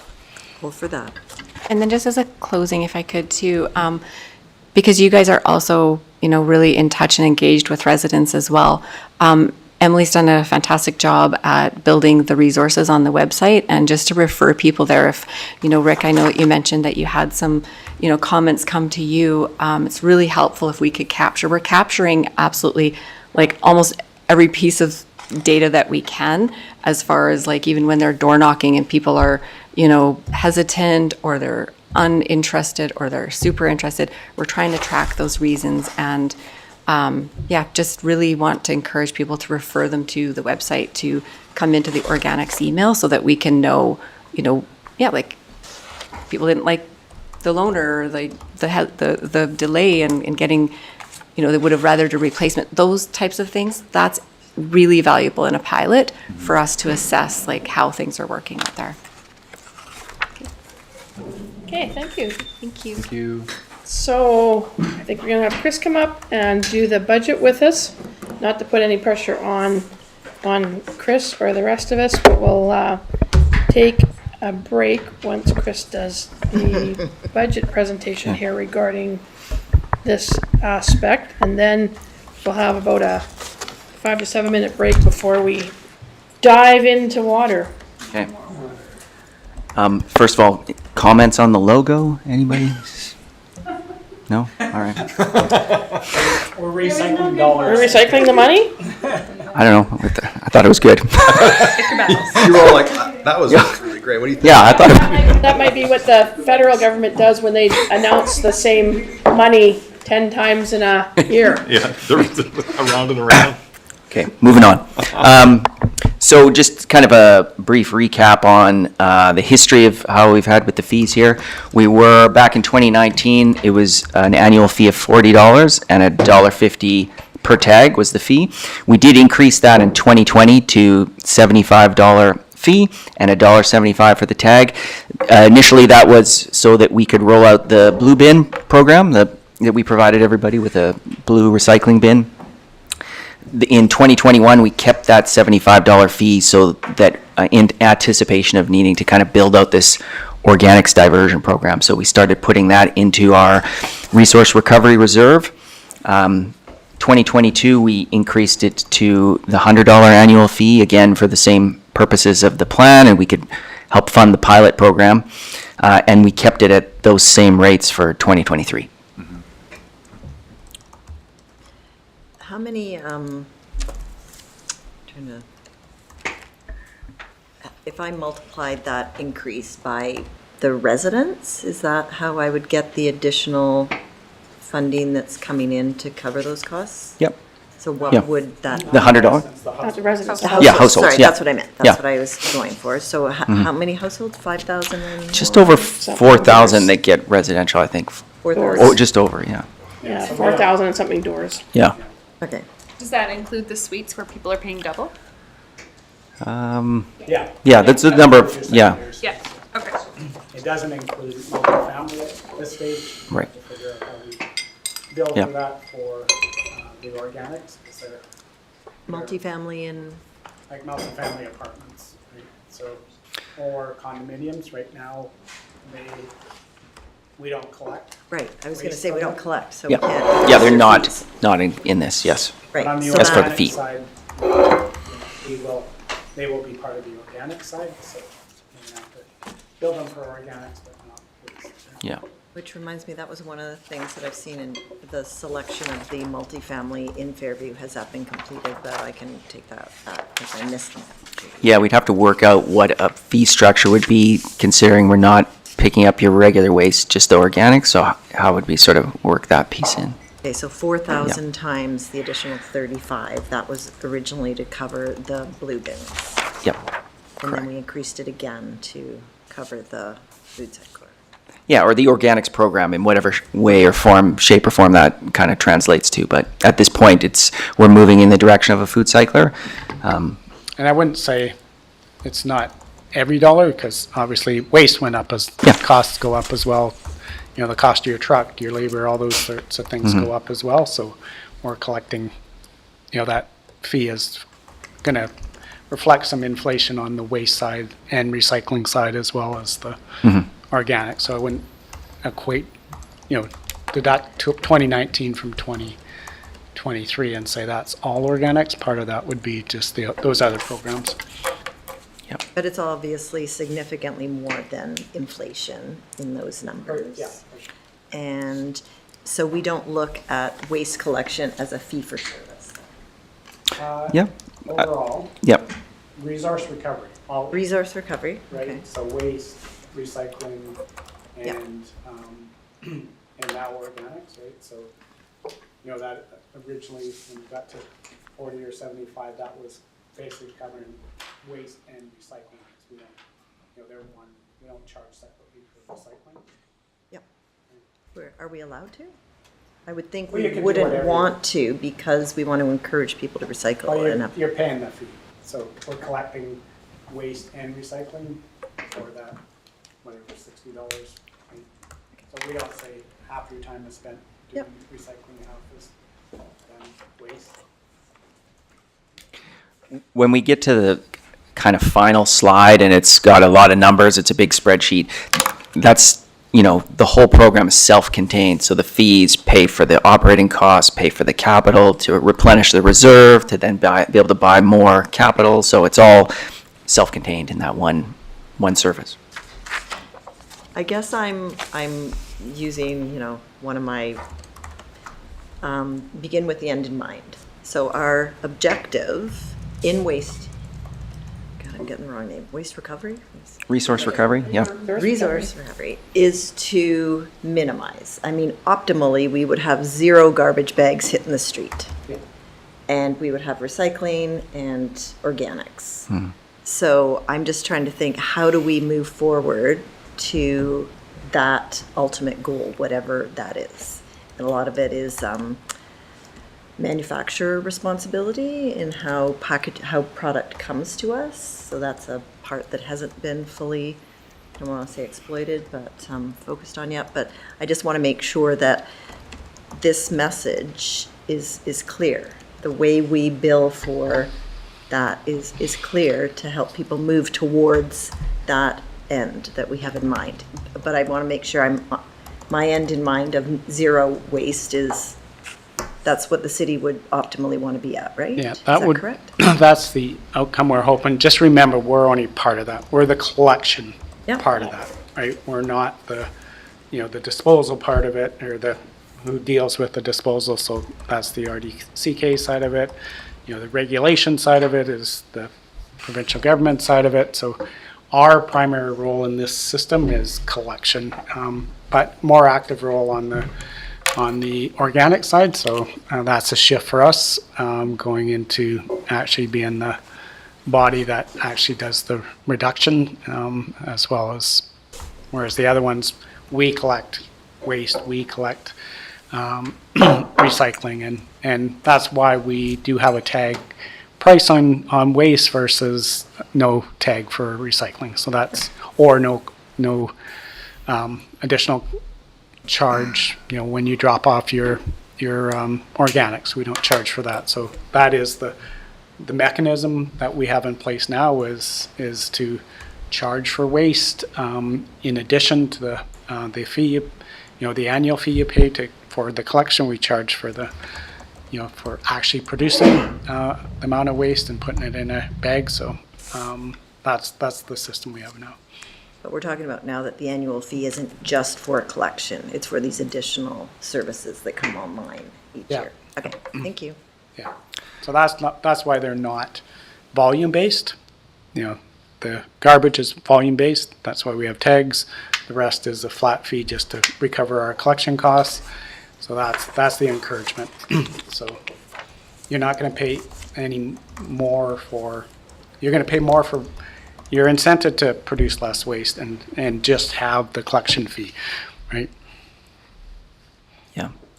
Yeah, as we get further down the road, maybe it becomes more of, you've got this tag fee that maybe goes up higher than the fixed cost fee, but that's sort of how you find the balance there of encouraging, more of the recycling and organics piece. But you do need a base amount of that fixed fee in order to run this program and replenish that capital. So that'll have to be there. It's just quite a jump. Yeah. But yeah, as we collect data from the food cycler program, we'll probably get a little bit more clarity on what that needs to look like. Okay, so just jumping ahead here to recap on our 2023 budget, and so where we're kind of forecasting to be. Tag fee was $1.75. The fee was $100. We're coming in pretty close, sort of forecasting ahead on the tag revenues of where we thought we'd be. It's a little bit challenging sometimes because, you get the big retailers, the Safeways and the Save-Ons that might put in a big purchase in December. Like, it's hard to sort of tell, but we seem to be trending and, to come out on budget for that piece. The resource recovery fees slightly above where we had anticipated. We received some operating grants. Part of the grants we received for the food cycler program were to help us in operations as well, and some wage subsidies, so we have that in 2023. As far as the expense side, we're trending to come a little under budget for our actual waste and recycling pickup. We definitely see some efficiencies and I think that might have been mentioned before, in how our crews are out there collecting the waste, and they're doing a really good job of keeping things under budget for that piece. And then we're probably looks like we're trending a little over on the organic side. Again, we've kind of deployed additional resources to try and roll out this program. We did receive some funding to help mitigate that somewhat, as well as Food Cycler did agree to contribute in next year as well. But overall, we're looking to be, and again, I'm forecasting a couple of months here, but to at least be on budget as far as the program's concerned. Through the chair, I have a question. Yes. Can you help me understand why in the row that says budget 2023 $556,000, but on this one it says 583? It's this one. What makes it change throughout the year? Sorry. So the 556, which is the budget for 2023 in expenses. For waste, recycling, and organics division? Yeah. Version? Yep. But then on this one, it was 583. So I'm just curious, how that shifts throughout the year. Yeah, there's a few additional line items that go in there, like when we allocate exempt staff to different departments, and we sort of say, okay, you've got, Chris Johnson or, those types of folks, that where do they sort of sit in there? So they'll show up in different spots. Yeah, for sure. Cool. Yeah, it's only a tiny amount. I was just curious. Yes. Thank you. Okay. So as we look ahead to 2024, as I kind of alluded to when we did our water and wastewater budget a couple of weeks ago, we're looking at increasing that annual resource recovery fee to $25 a year. We just received a notification from the regional district that they would be looking to increase their tipping fees for 2024 by 10%. So we had a couple of years in a row there of 10% increases in our tipping fees. We've got other inflationary increases, of course, to our operating expenses. And looking to build those equipment charges up a little bit, keeping in mind, the cost of vehicles and retrofitting of vehicles and things like that. We need to be looking ahead to how much we put into our equipment replacement reserve. So trying to build that up over the next few years so that we're, able to maintain our fleet. And again, keeping in mind that all of this stays within the resource recovery fund so that, any surplus we have goes into the reserve to help fund the capital portion of the program. Once we have, a full program out there, once, if it's the food cycler program that we decide to move ahead with, we may need to look in 2025 at sort of how we manage those revenues and costs and, look at a tag fee increase or a further increase in the fee. But, this sort of keeps us in line with the plan that we had set out last year, except we are inserting another year in there to kind of the rollout, that taking an additional year. So we'd still be on track for 2025. We're just sort of having another rollout year in 2024. Okay, so just a little overview of the 2024 budget compared to 2023. We'd be keeping with that same tag fee. And again, I did kind of go back and forth on this one, considering that we have had those increases in tipping fees from the regional district. I know when we visited this last year, our thought was let's keep that tag fee consistent as we roll out this pilot program. We're removing any sort of variables so that when we're looking at data at, what happens with our program, we can eliminate any factors of, well, maybe this has to do with the fact that you raised the tag fee. So just kind of keeping that consistent. And then once we've provided an option to everybody, then we can sort of look at a tag fee increase. So that's the proposal that's on here, or factored into this proposed budget.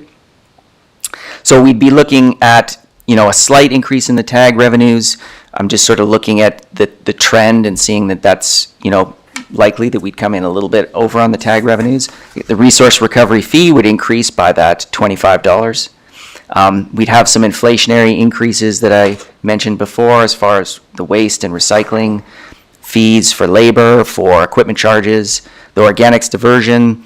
We've got some additional resources employed in 2025 with Food Cycler there to kind of offer some support, which you can see in the operating grants line.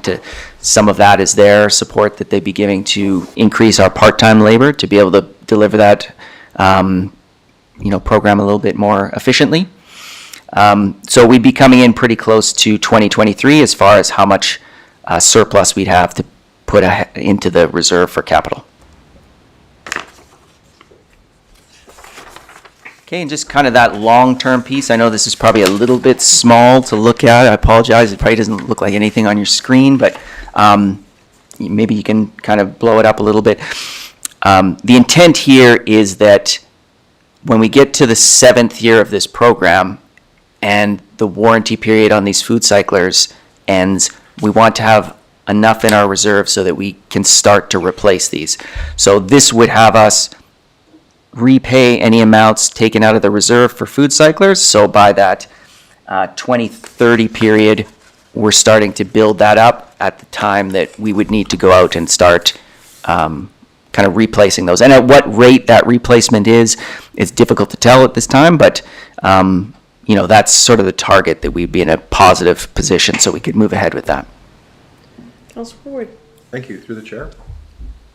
The BC government has a mandate to divert all organics. Is that correct? Yeah, I might defer to the folks at the back if they've heard any more update on if and when that might happen.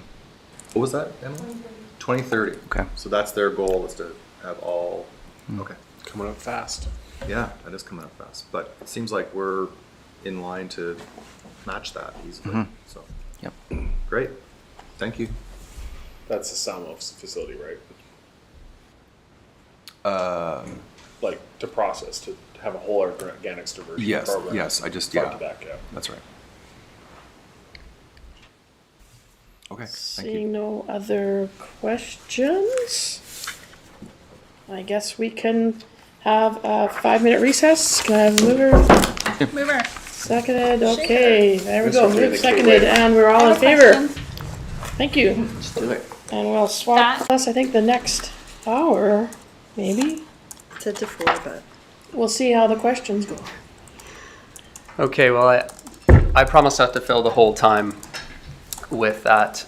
Mayor Morrison, members of council, thank you very much for the invitation to come back and talk with you. I only get to see you once a year, so I wanted to bring forward today a small update on the 2023 metering program, a little bit around consumption, because that sets the stage for what I was invited to talk to about, and that was the watershed management program that we've been putting together over the last year, and I wanted to update council on that. The 2023 metering program, and now it is called a program. It is no longer a project, and that's one of the things that's changed since I saw you last. So the capital projects group led by Colin has essentially completed the installation of meters in our institutional, commercial, and industrial customer group, and has now handed the responsibility and the maintenance of that program over to operations, and that is my office. So just a quick recap on what that metering program looks like.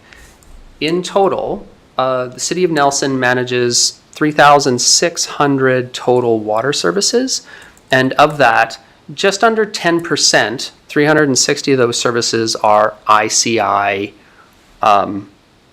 customers, and they're metered. So, but that's covering basically our business and institutional group here in town. And that customer base, so that 10% is using, now what we're looking at, they're using about 25% of the water that we're producing. But I wanted to put that illustration up on the screen there to show you the distribution in that customer group. They don't use water in the same way. So at the far left of that graph, there are the customers using large amounts of water, but that same customer group down on the far right, they're using very little. So that shows you sort of the spread, and it can be anything from food preparation to simple staff washrooms, that sort of thing. And so, yeah, you can expect that to change, but I wanted to show you that that customer group isn't necessarily uniform. So this is all the series of meters along the bottom. Yeah, All that's 359 customers plotted on. through the chair. Yeah, that's correct. Just for simplification's sake, I just stripped away the names of those meter locations, just so you could kind of see sort of the shape of what that group looks like.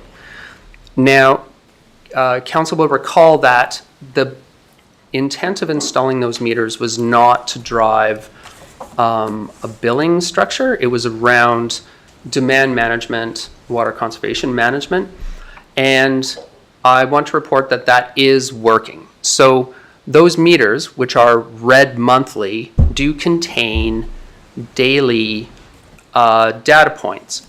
And what you see in front of you is a graph from 1 meter at one of the institutions in town. You can see on the left, it's small, it's quiet, and at some point during the summer, near the end of July, a leak developed in their mechanical room, large amounts of water escaping. And this isn't this doesn't have to be dramatic stuff. This isn't bubbling up through the lawn. This isn't running out the door. This was probably a malfunction on a boiler, and that water was just running straight down the drain. And so we could catch it with the meter read, and as the program's intended, we go back to that customer, hey, do you guys know that this is going on? And they can respond right away. And you can see how quickly that leak gets resolved on the right, how quickly that gets dealt with and dropped right down to the bottom. So the data is working well for us. Mayor? Yes. Through the chair. So, I mean, that's a great selling feature for an industrial operation, that you actually are kind of a safety mechanism for them, in a way. If they have a big leak, you can see that. Yeah, through the chair, and that's one of the things I wanted to highlight. Modern water meters aren't just simple devices. So they're measuring, this water, of course, is measuring forward water that is passing to the customer. This meter will also, let's say, alarm, that's my word, if water moved backwards against it, right? Which is a very dangerous thing to happen on a distribution system.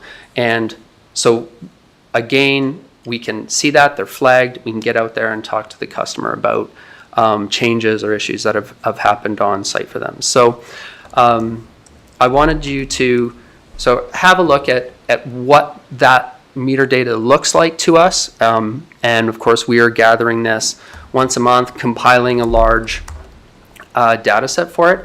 And we continue then to look at those top users and flag incidents like that, circle back and talk to those high consumers about what's going on.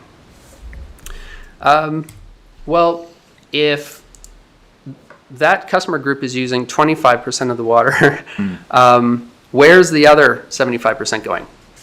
So I wanted a larger complete data set. So I grabbed this one to show you that decline out of the 90s from these high consumption numbers, flattening out in the 2000s. And what you see there in red is a max day demand. What you see in the middle is a winter max and a average down below. And it turns out they're about 30%. There's a 30% spread on there. So during the summer, our per capita use is about 600 liters per capita per day. In comparison to the highest demand periods, which are 800 liters per capita per day. And during the winter, we're quieting right down to 360, which is a typical number. And when we look at where that, or how that water is, or why the zones and what pressure zones are, and how we manage pressure across the city of Nelson, we use Zone 1 as a bellwether for water consumption because it's exclusively residential. And so then you don't have the complications or the mix-up of ICI customer group in there.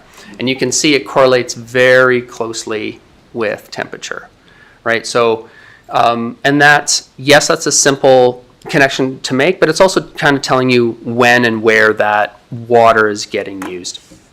All right, so I didn't want to drown in details on this, but I wanted to give you guys a quick picture of how that metering program is operating. It's up and going where we are using it, and now we've looked at where this water is being used.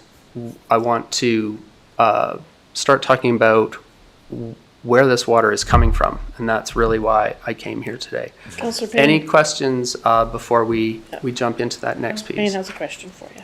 I'm just interested on the flow-through water coolers that you identified to us last year as being big users. Have we made any progress on replacing them or minimizing their use? So I can't speak to whether any businesses pulled them out, but I can speak to the fact that we can see who those high users are.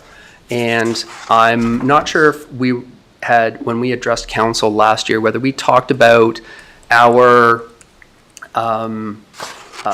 work with planning, or sorry, with building inspections to make sure that none of these were going in either. So those once through coolers, and this goes back to that first picture, sorry, that on that far left, you would find that businesses using once through coolers are on that far left. So, yep, they're still there, but now we can see when they're being used, right? So. Councillor Tate. The 2 slides down with the consumption summary, the liters per capita per day. Per capita means per human, I think. Is that correct? That's correct. But that's taking into consideration all of the water being used. Clearly, I don't use 600 liters of water per day. So, through the chair, that is precisely correct. So, this consumption data records, this is all of the water that was produced by the water treatment plant and pushed to town. So, in the early 90s, the early 2000s, when main replacement programs were being put online at the City of Nelson, right, as those big wins were being achieved, that's where you see big gains in getting rid of loss. And that's why they're coming down. At the same time, old fixtures are being replaced with more efficient components, and that's helping out level off. So, yes, well identified. This graph also highlights that small bump on the right-hand side in red is the impact of the heat dome, right? So you can see, and you'll see this later in some of my other materials, that, that stands as an outlier. So we don't expect that every year. But what I do want to highlight is that we are leveling that consumption, or you could say, that loss.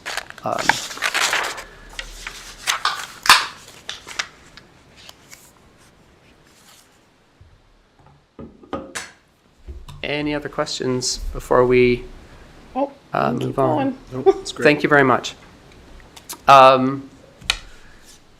Mayor Morrison opened the annual conference for the BC Water Supply Association a few weeks back, where we had small municipalities from across BC meet in Nelson to share stories and knowledge around water supply lessons, water supply issues.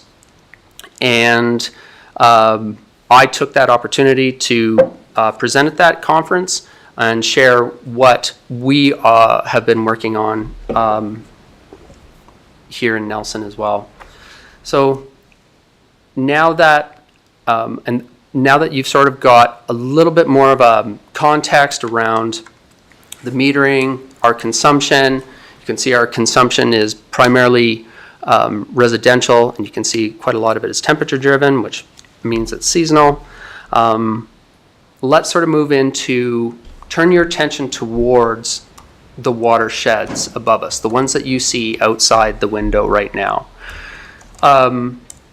As you're aware, recent census data puts us around that 11,500 mark, and the drinking water and the waste are being handled by 15 fantastic CUPE employees that I rely on every day to get this job done. And if you need a little bit of a reminder, we have 4 watersheds feeding our water system, right? Which include Sellis Creek, Anderson Creek, a small one called Fell, and of course the marquee one that holds the majority of our water, 5 Mile. And that's all coming in to intakes from around town. And as you know, we've been consolidating those sources and investing in bringing all those to the water treatment plant. So there's a quick a quick overlay of where those watersheds are. We can see them from where we're standing right now.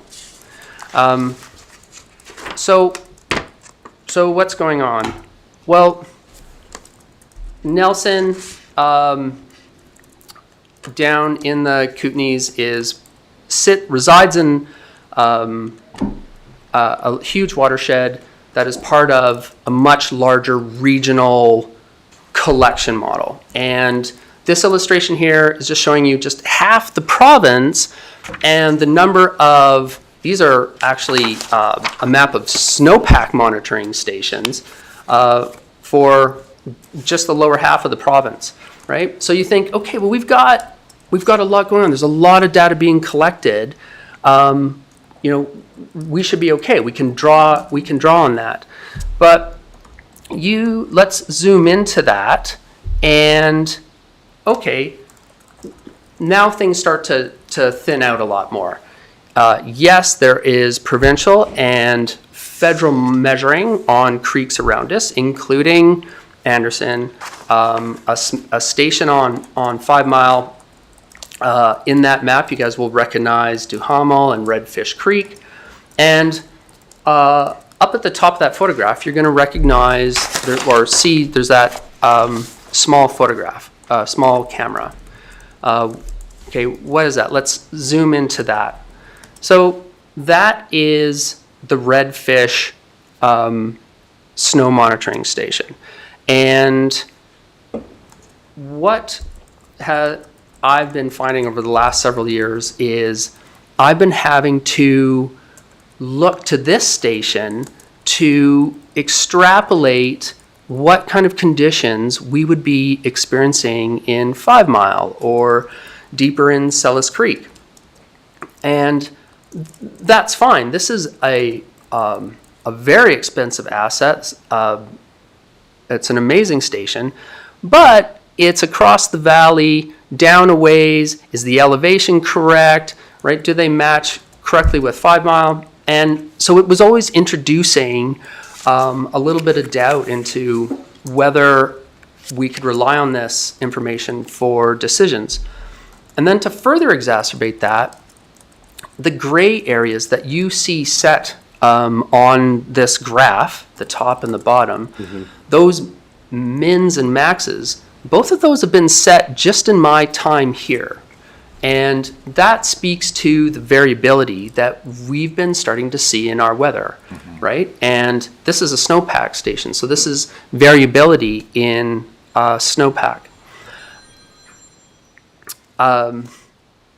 Through the chair, Councillor Payne, that photograph is a photograph of a snow pillow. Snow pane, I know. In case you're wondering. This is a very expensive asset, very expensive station to run. And in fact, this photo, this isn't taken by anyone. This is actually a webcam on the station as well. But the point being, it was stations like this that we've been relying on to make decisions. But with the variability we're seeing, we decided that we needed a little bit more resolution. We needed something more specific to our watersheds. So we started to put together a water resource management program. And this goes back to my role as the operations supervisor for the utility.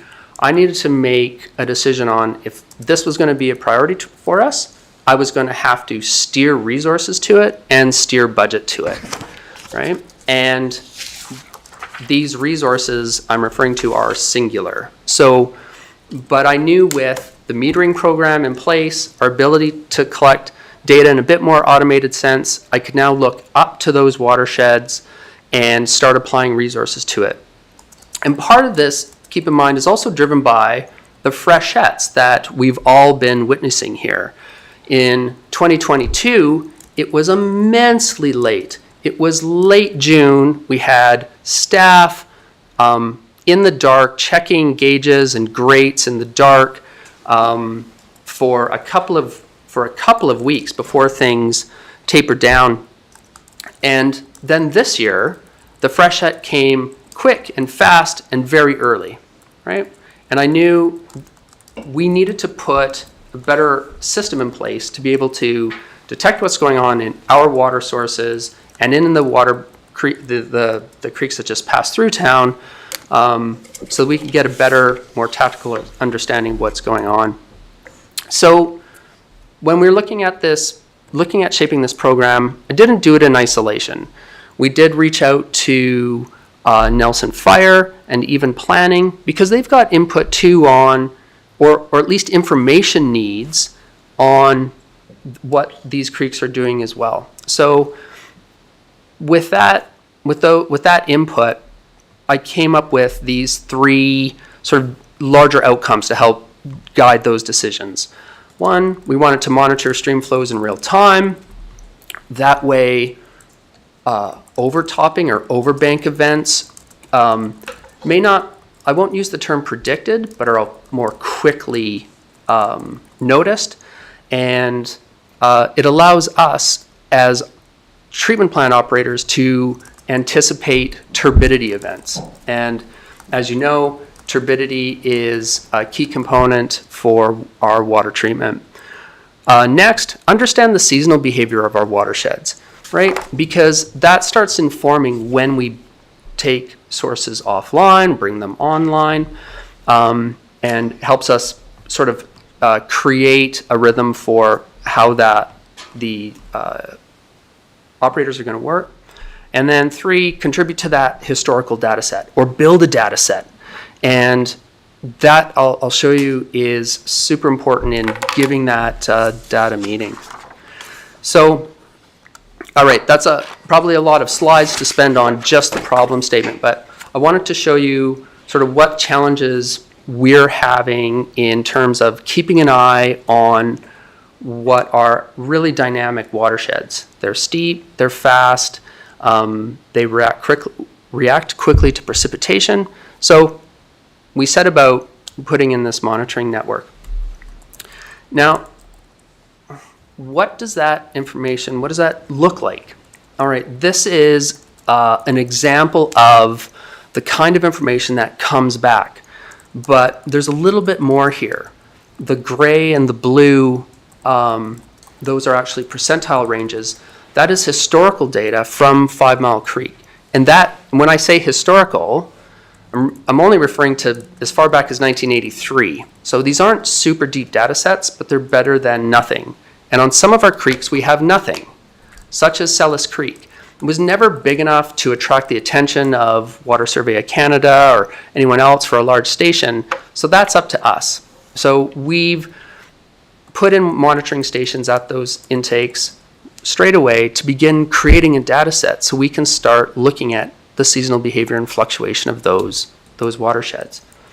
Now in red is the 2023 behavior of 5 Mile.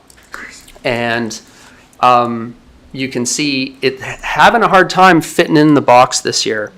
But the important part is, now we're able to see what it's doing almost in real time. And we'll be moving to that soon. But you can also see, we know when freshet is, we know when it's ending. That informs different decisions. And if you look off to the right, down, way down, off to the right, there's a small red blip. Let's zoom in on that. That's what that looks like. And those are actually rain events falling in 5 Mile. Of course, they're falling in Anderson and Sellis as well. And you can see the reactivity of the creek to that rainfall. And what it's doing is informing, decisions on, do we hold a restriction? Do we move forward with it? Do we have time? So we looked a little bit closer at that. And so now what we're doing is starting to take our weather station data. This is collected by Environment Canada at the airport. We actually run some of our own smaller stations, and we can start seeing that strength and duration of storm events actually changes creek behavior. That's an easy association to make, but you can see there's two events here side by side, and they're actually behaving in different ways. And these are the little pieces that we are now putting together so that we can start anticipating what our watersheds are doing with the weather that we're being sent. So now, when decisions on restrictions or bringing sources online are being made, there's actually three things on the table. There's these stream flows and the data we collect. There's system demand and the treatment plant's capacity to meet that demand, and the weather outlook. And that is now all coalescing to, coalescing to shape the decisions and the communications that we're putting out. All right, now there's a lot going on here, but I wanted to show you down below those, and I put a couple of year tags on them so you could see we're overlapping the times and durations of when we put restrictions on, so we can keep track of that, see if it had a change on consumption behavior in the past, right? And sort of give us a little bit more perspective in when we're making these decisions now. By the way, that outlier, that big spike in blue, that is the impact of the heat dome in 21, where we were really straining the plant, really pushing out. But that's when you need it. That's when you need it the most. Yes. Thank you. So I guess I'm just curious as to that the heat dome, obviously, incredible amount of heat, but I think we had all kinds of restrictions and no watering your lawn, and so where is the water being used? Through the chair. So going back to those earlier illustrations, that water is probably going on gardens. It shouldn't have been going on lawns because at the time we had a restriction in place, right? But yeah, most of that demand was probably being driven, as I've shown in the previous slides, it's being driven on the residential side. So that one is tough to say, right? Is the water park getting used more? Probably, but it's not going to have that kind of impact, right? So I think it's probably more in there. And it's people gardening. It's people gardening. Gardening's okay. Lawns, that's something else to talk about. And keep in mind that we are making these decisions close to the line because we have 3 water restriction levels, and we don't want to tire Nelson residents with blanket water restrictions because it's really hard to keep that awareness up, really hard to keep that present. And at the same time, you don't want to push too hard too quickly because I'm watching as to whether it's going to get worse or not, and we want that ability to escalate when it's meaningful. And I think that's really the point of my presentation here is now we're collecting data at a resolution where we're able to make decisions quickly and in a more data-informed way, right? So let's go look at building historical data sets.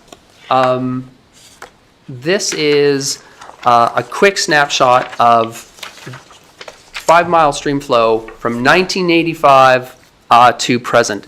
And I remember there being a lot of computer punch cards and dot matrix printers in 1985.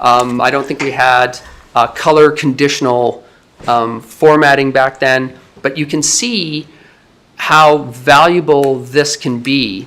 As you're adding to this data set, you can very quickly see where you fit in with history, what that stream has done in the past and where you are relative to that. Sorry, this is stream flow? Yeah, that's right. And it is, we are enjoying the benefit of this because of the Water Survey of Canada's foresight to put a station up there. 1983 is better than nothing, right? So it's still now several decades to be able to create a relative position for where you sit. And just zooming in, I highlighted in black there as an example, 2003. I wanted to highlight that. Another dry year. That was the year that the Tuttle Creek fire crawled over the ridge into the 5 mile watershed.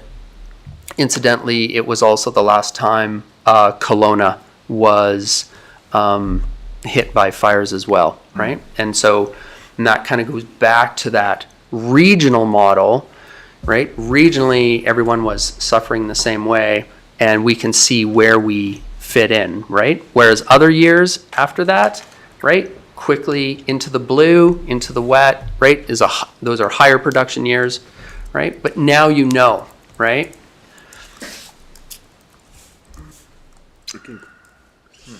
Why did we lose data after 2015? Did I miss? Like it stops and then there's no more years and then it picks up in 2000. Through the chair. You're just seeing some professional standards being applied there by hydrometric technicians. There was some question as to the accuracy of that data, so they felt to omit it rather than make a decision on incorrect data. So, and thank you. This goes back to another driver for putting in stations. The technology for this, by the way, is very affordable, it's very accessible, and it puts us in control. These stations, they're quite large, they're historic, and may not get the attention they deserve, and we're not in control of them.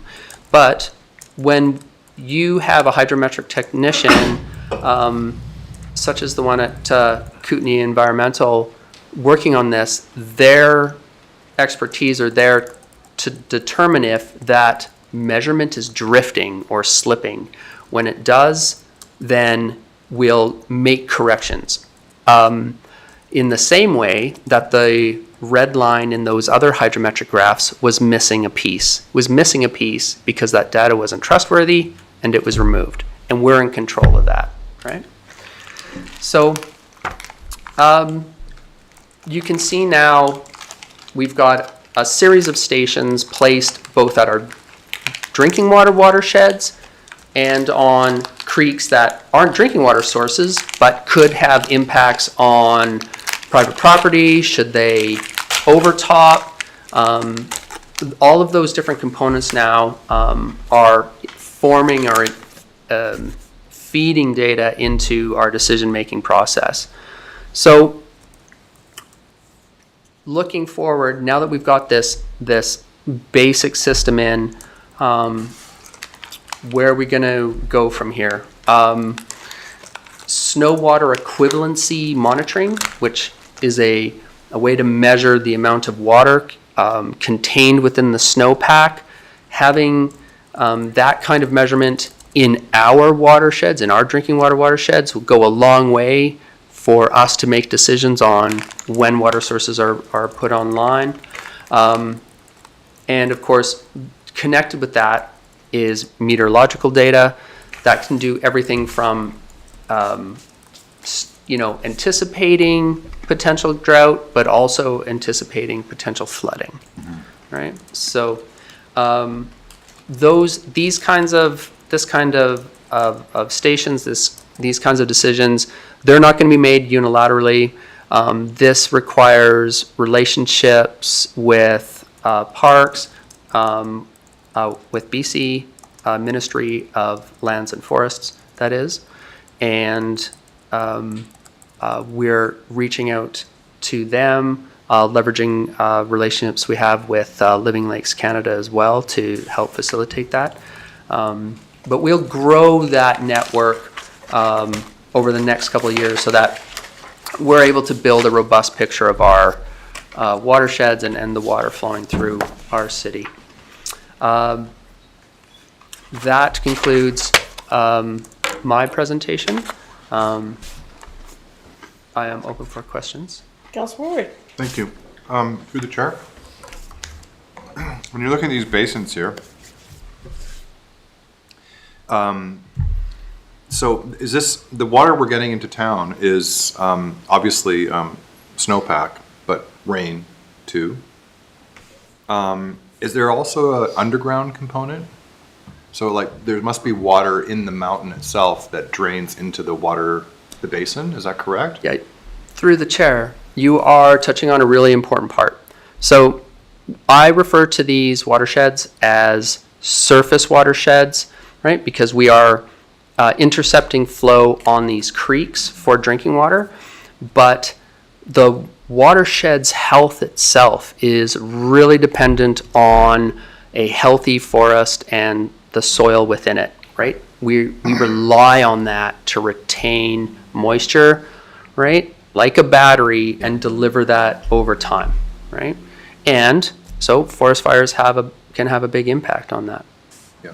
So water is running off the surface into these basins and then down the creeks, but it also is coming out of the rock and soil and draining into the, so it is a complex system. But I think what's interesting is we've had these extremely hot, couple of really, really hot, especially the heat dome in 2021. I mean, it really did stress the system, and we did make it through, which was a positive thing to know, I guess. Is that not right? To know that we sort of stress test the system? Through the chair, yes, there was a huge amount of stress put on these systems, and speakers at that conference, in fact, provincial representatives spoke of long-lasting impacts to the groundwater table because of the drought that British Columbia is suffering. Right. And you can see, while our watersheds, our drinking water sources all touch each other, we don't necessarily have all of our eggs in one basket. They have different aspects, right? They're facing in different ways. Yep. They behave in different ways. So what we are doing with the data that we're collecting now is able to look at, well, this source is doing a little bit better than this one. Let's take the weight, let's take the strain off of this one, take a little bit more from here, right? Within the licensed allotments that we have for these creeks. Thank you. Councilor Payne. That's me. I'm just interested, an interest question. Who owns the redfish monitoring system? Is that a provincial or a federal asset or a regional? Through the chair, stations like that are provincially run and feeding the large regional models that they operate. However, there are other hydrometric monitoring stations which are run by a federal branch, the Water Survey of Canada. And supplemental? Sure. So I was in attendance at an event where you also were, run by Living Lakes Canada, who's looking for locations to install something similar to this, or is that different? Is that the live stream flow? I'm trying to remember and connect the dots there.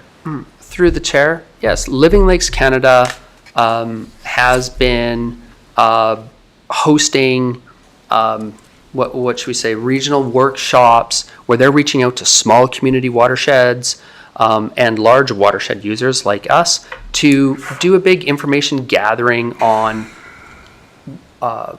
where they should be looking to gather data. And we use relationships like that to highlight our needs and say, hey, we think we've got something here of value that, that data is useful to both us and to Living Lakes and the larger models that they work with. So just to follow up with Councillor Page's questions and comments there, Scott, my understanding is over time is that, and I'm going to get the terminology wrong, but that some of these stream flow monitors that either the feds or the provincial government has had, they have they've taken them apart. They've removed them. And so, or at least I've heard that when I've been at regional district meetings in the past. And I'm actually wondering if, given the value of having this and the value of the changing climate, however we might want to address that, is whether or not there's any role here for council to be advocating to other levels of government through AKBLG or UBCM or even FCM in regards to the importance of having these stations put back in. Because I've heard they've been decommissioned in some spots. I mean, it's ridiculous to me to think that, I mean, I've hiked over there, I've hiked back there. They don't look like the same place to me if I'm at Redfish on the other side of the lake versus being on this side of the lake. So that's a concern. I realize that, then somebody has to go and actually look at the equipment. But I mean, I don't know, I pay a lot of taxes. I think that, if these are important things that we should have in places, that maybe we should be lobbying the government to putting more stations in. Thoughts, comment? To the chair, they certainly have the budget and the mandate to be placing stations like this in provincial parks. Earlier in the presentation, when I showed you that photo and the data produced by the Redfish snow monitoring station, those are very expensive assets. Those would be big things for my team to purchase or install or manage, right? They're up in harsh environments. They take a lot of maintenance if you want accurate, good data. And so reaching out to the federal or provincial government to say, maybe we should be considering putting a station in 5 Mile, which is a important drinking water source, as is Redfish Creek. It's also a community drinking water source, but putting a station in there could make sense, right? It's also a part of that. It also feeds information for them into that larger hydrological model for the Columbia Basin as well, right? So there's going to be win-win components. So we would welcome the support. Thank you. Okay, because I was just going to say that, looking at that map, that's those colors cover quite a significant part of the Class A provincial park that we have in the right behind us here, and it seems odd to me that if the mandate's somewhere there within whatever the appropriate ministry is to be having these in provincial parks, it seems to me that they've missed a swath of landscape, but that's my own personal gripe, I guess. I'm just gonna let General Manager Johnson speak for a minute. Yeah, and maybe more to the point of opportunity for council to have an influence. over the last sort of 18 months, the provincial government has really been rejigging how it approaches water.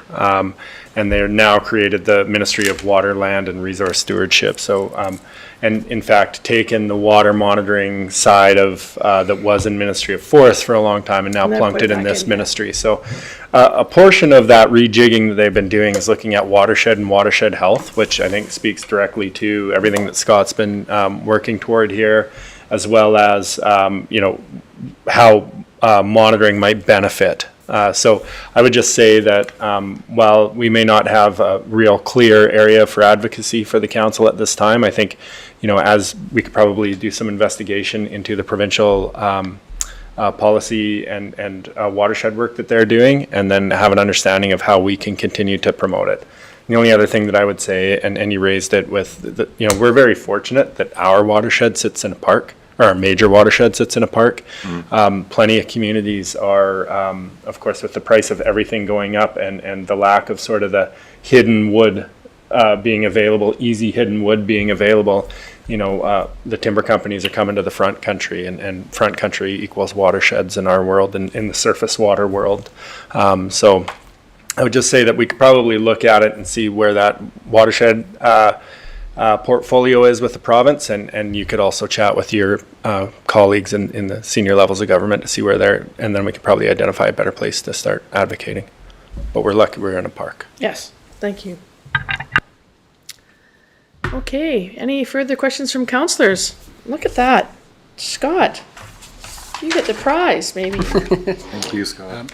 Madam Mayor, maybe, I know there was a couple on, a couple projects that we were looking at that we didn't really address, so, but with Scott here, maybe talk about where we are with the high strength study that we did, and are we making progress on that, or where are we at with that? Through the chair, the high strength study reached a bit of a conclusion after we began our path down the liquid waste management plan process. All of that data is still there, still being used to inform decisions on the plant. We took a step back on that so that we could focus on liquid waste management plan setup, and that actually kicked off this afternoon. So that process is in swing. The committees are created. So we continue to have that dialogue with the regulators over plant performance, and as you heard from Director Innes, we had a very successful, very aggressive, very successful summer on working on the nutrient removal component of the plant this year. And in fact, now we're really waiting for that biological growth to come back to that part of the plant for the winter. So we are closed up for the winter. That project's complete, and we've closed things up for the winter, and now we're looking forward to pursuing that maintenance in the spring on the next set. So, so are we still working with customers that are producing a lot of high strength effluent? Yeah, that's right. So just in the same way that we use the water meters to identify high users and approach them, we still have a small program to identify heavy contributors and approach them. It's pretty limited in scope because my resources are limited in scope, but the important thing is that we still got something there, do some small steps forward each year. Okay. And the other one that came up in the past was the flow through coolers and swamp coolers. Where'd we end up with those? Yeah. So now the use of those once through coolers is easier to identify with the water meter program in place. And now we're able to, we have the one component, one action. Let's make sure no more go in. Now, number two, let's look at who's using and when. and then they tend to show up in the high user part of that ICI customer group. So that might be a decision council might want to make for those users to start metering and billing on a meter basis. If you're going to use a once through cooler, that you may have to be paying for the water as a large water user. Okay, I'm going Page, Lochtenberg, Tate. That was my question. Do we leave it to staff to bring that decision forward to council to consider how we might give them a timeline to bring it into compliance with a deadline after a year or two from now, saying we'll put you on a meter if you're in the top 5 percentile, and then something evergreen so it's continually who's ever in the top 5 percentile gets that Just- kind of. Through the chair, I think that's probably a prudent course to take. They're notorious heavy water users, but providing a phase out window of time, basically putting a line in the sand, saying, all right, it's time to move on from this old technology, and then giving businesses time to make that transition or let those assets die out before they're replaced would make sense. So we'll look at who those users are, what would be their rates versus current rates, without, as a non-metered customer. So we can do that analysis and bring that back as part of your discussion on water. That was mine. That was yours? And was that yours too? Well, mine was it's against a bylaw already, so, yeah. Okay. I'm in the same spot, yeah. So that's 3 for 1, or 1 for 3. Pretty good. Okay, so we have some movement that council wants to make here on trying to do our best to get everybody in line and moving off of old technology for sure. Anybody else have a question? Councillor Payne? Just interested in understanding, so on your slide, starting a water resource management program, and the awareness component as a strategic priority. Sorry, the awareness component. I was really interested in when the climate team around organics was talking about having those interactions with the community around organics. Is there any way that we can, is it on your radar to have a program where we can help people have a better understanding of that watershed awareness? Is that anything that we need to think of now or shortly, or? Because we are seeing, I think everyone's seen the difference in this summer and the summer previous and the one before. And I know that that's generating some concern and anxiety for people. So I think it's really important that we proactively talk about what we're putting into place and also offering the opportunity for residents to help, jump on board and help. So I just wanted to put that out there. Maybe I'll just jump in, and then let Scott speak to it. But, I would say that a lot of that comes down to the storytelling around it and people understanding the narrative. And I would just say that Ginger has been working on that. Our communications has been working on that, thanks to Scott, to actually build that narrative. So while we don't necessarily want to get into the intricacies, and it always feels weird for me, maybe it's just from my emergency management background, to sort of talk about how vulnerable our watersheds are, and make that point really public. Again, our major one is in a park, which is very fortunate. People aren't really allowed in there banging around too much, although it'll be interesting with the new ski lift going in there and how many people get cleaned up at Troop. So yeah, I would just say that the communication side of that, they're definitely working on, and I know that Scott and Ginger have been working on that. But Scott, I don't know if you have anything to add on that. We'll see some of that soon. Through the chair, yeah, I think our greatest gains can be made here with stronger persistent, polished communication. And that is, I think, where we should be focusing our resources next year. I think there's a lot of lessons that could be drawn from what I think is a really effective engagement communication campaign on the organic side, and taking those lessons and flopping them over to connecting with Nelson residents around the water we use. Going back to that first part, if 75% of that consumption is driven on the residential side, it's Nelson that can have the biggest impact on our consumption. So I would recommend that we start with that, with a stronger, better communication component, right? And just, there's the restrictions, that's a tool, but we don't have enough tools in the toolbox yet.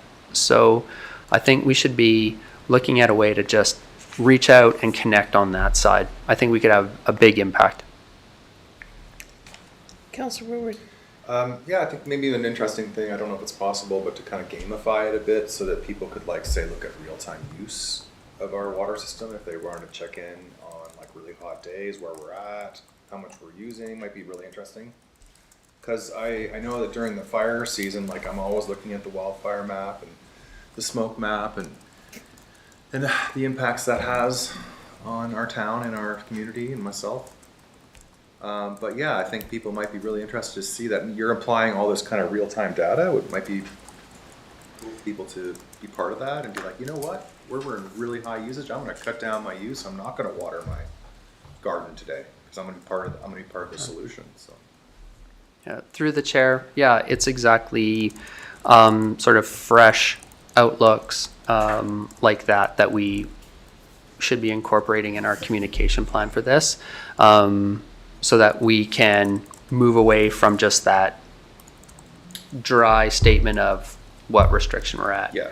And let people know what kind of impact they're having. And just started working with Ginger, our communications lead, on some better live video to just show folks what's up there. Yeah. So, yeah.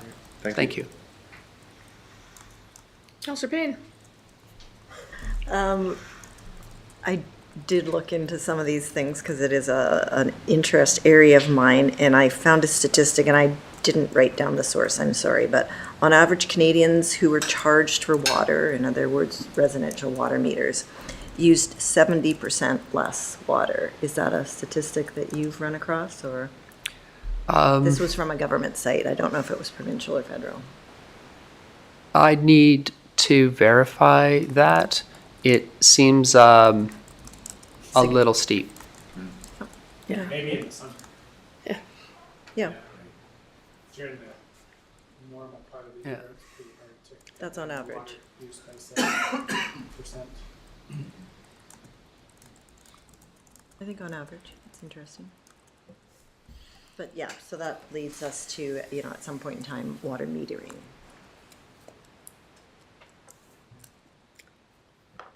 That's it. Ongoing discussion, those water meters. Yep. Was having it 20 years ago. It's bound to come up again at some point, but yeah. Anyways, I think I see no more hands going up. You still have 7 minutes, so I'm still really impressed with this. So it's okay. I think we're safe. If somebody throws their hands up and says move to adjourn, we There you go. okay. There we go. I see some hands up. Councillor Page, Councillor Woodward, all those in favor of adjournment. Great. And thank you very much for staff. Thank you, Charles, for your report on resource recovery, and Scott for coming in to give us an update on activities in water. Thank you so much.